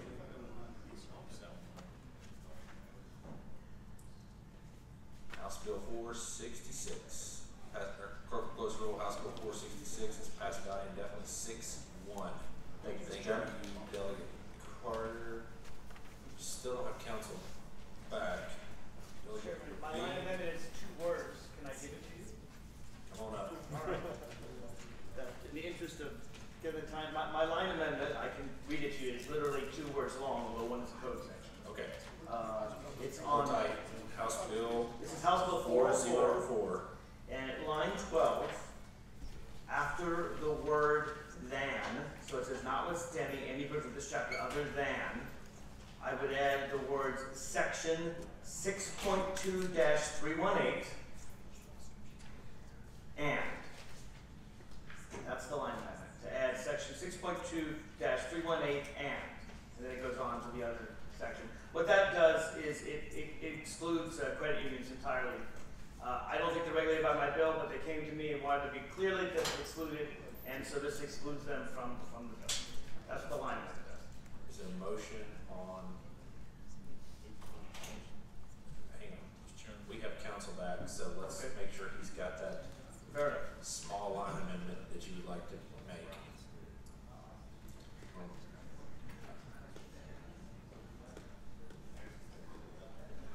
Could you repeat that for Mr. Money, please? Sure. It's a 2-word line amendment. In line 12, after the word than, add section 6.2-318 and. Yes. Okay. There was a motion to adopt that line amendment. Is there a second? Second. Moved and seconded. All those in favor say aye. Opposed? All right. Thank you, Mr. That Chairman. line amendment's adopted. Appreciate that. So this is a bill that actually comes out of my experience. I want to thank actually Chairman Kilgore. We worked over the summer on the task force to look at these lending. And I learned a lot about the way lending happens in Virginia. And there's one place that's the absolute Wild West. Payday lending has some protections, title lending has some protections, but open-ended credit has none. And I'd like to pass, so what my bill does is it limits open-ended credit interest rates to 36%. Now there's some exceptions, no credit unions, no banks with secured interest, and no one who gives a purchase interest loan. So if you're going to buy a couch or a refrigerator, you can certainly do a layaway plan with a seller. It doesn't affect those. That's why the retailers have no problem with this bill. That's why, and frankly, people like Jeff Smith, many of you know him. He represents a lot of good brick and mortar people. They give loans at 36%. Some people think 36% is high, but the thing about 36% is you can pay it back. I want to share with you a couple letters I received in my mailbox. I'm going to share the original, and then I have a blow-up, several copies for folks. If we could pass these out. And by the way, it's not just me. My aide actually got the same letters.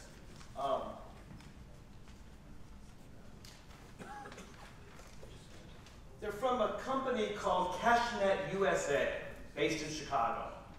And what a deal they offered me. $1,000 is waiting, and I could get it today. And it's really hard to see where you pay it back. I've blown it up so you can see it, but if you do look in the fine print, you'll see there's an annual percentage rate of only 299%, just one short of 300%. And doing the math compounded monthly, as these things normally are, I can pay my $1,000 back if I only pay $15,000 in the first year. Now, if I don't manage to pay in the first year, I can pay back $225,000 in the second year, or only $3 million in the third year. Now, most people, I would say, who have difficulty getting credit and really need $1,000 right away are not going to have easy access to $15,000 at the end of the year. This is designed to basically empty somebody's bank account, to say, we're going to take all your money until you declare bankruptcy. And again, the reason why I think my bill is not opposed by brick and mortar Virginia lenders is because they do a reputable business. This, I submit, is not a reputable business. And that's what this bill is trying to stop. All right, any members have any questions of the patron? Anyone in the audience wish to speak in favor or against? Come on up. Erin Woody from the Attorney General's Office. We support this bill. It draws the line between legitimate consumer purchases as well as open-end loans. The open-end loans have the 36% rate cap, and we support any efforts to close that loophole. Thank you. Thank you. Come on up. Mr. Chairman, Kevin Bauer, Virginia Catholic Conference. We support this anti-usury measure as well. I would hope most here can agree that loans over 36% APR, much less the rates that Delegate Levine mentioned, are usurious and unjust. Thank you. Thank you. Jay Spear with the Virginia Public Law Center, and we support the bill. And I might point out that CashNet USA is owned by Innova, one of those online lenders alliance folks I was talking about earlier. Thank you.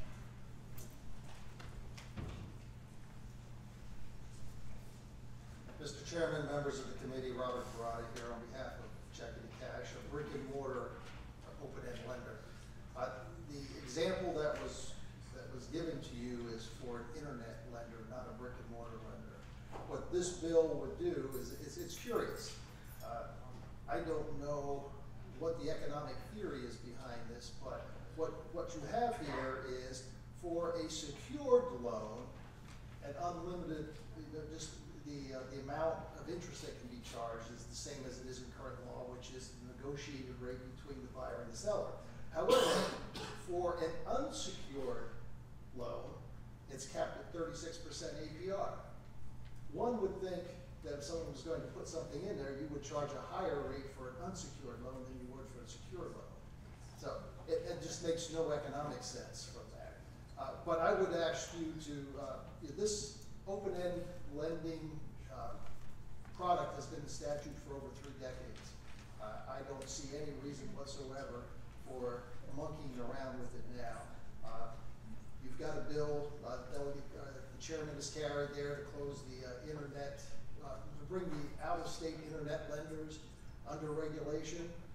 That should suffice for the time being, and to see how that plays out. So I would hope that you would not pass this bill. Thank you. Thank you.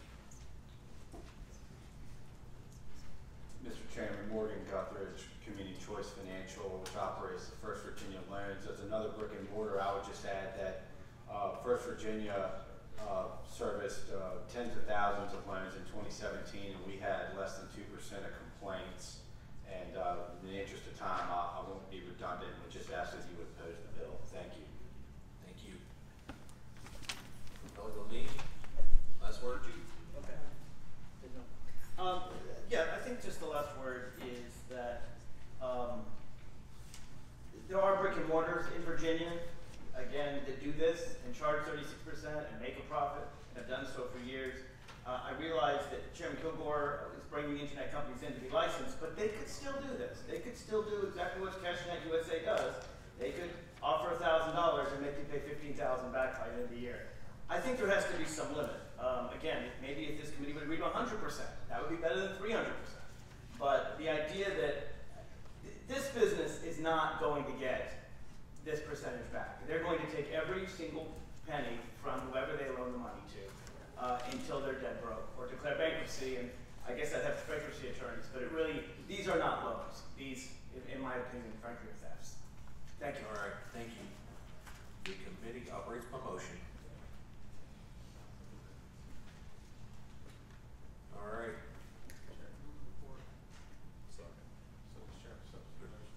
Doug, you go. Motion passed by House Bill 404 indefinitely. Members wishing to vote, vote in the electronic voting board.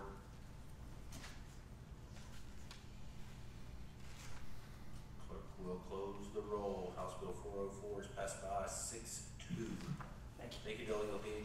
Delegate Simon, I think we're back to you on House Bill 911. Mr. Chairman, members of the committee, I want to first of all compliment you guys on your endurance here. It's just amazing. And Delegate Lee, I think you're on every committee. I don't know, everywhere I see you, every subcommittee and every committee. It's timing based on where you're building. Is that right? Keep an eye on me. And I know that it's been a long night, but I want to beg your all's indulgence for just a couple more minutes because I think this is an important issue. We got a policy decision to make about whether we want to have student loan servicers who, again, service the second largest category of loan debt in the Commonwealth, whether we want to subject them to supervision by the Bureau of Financial Institutions, make them licensed, and make them do a borrower's bill of rights or not. And I think the answer, of course, is that we should do that, and that's important. And there are some examples of the reason that's necessary. There are big headlines against Nugget and some of these other companies. You've heard the lawsuits. There was a suit where, there's a judgment where we found that 77,000 service people have been mistreated by their student loan servicing companies and charged interest rates in excess of what the Soldiers and Sailors Civil Relief Act required. So what this bill would do is it would bring them under the supervision of the Bureau of Financial Institutions, make them apply for a license, pay a licensing fee to be a licensed lender, and make them subject to a list of activities, prohibited activities. Things like misleading people about what their payments were, misapplying their payments of principal and interest to their loan, and converting their property and stealing it essentially from them. All those things are just things that we say that servicing companies ought not do. The servicing company, most of these loans are held by, the vast majority are held by the federal government, the Department of Education, which is a result of being this line of business. It's probably the 5th largest bank in the country. We also have private lenders that own some of this that are serviced by these same companies. What we're asking you to do is to subject them again to the Virginia regulations starting in 2020, and hold them to a certain standard, so that when somebody calls and says, listen, I believe that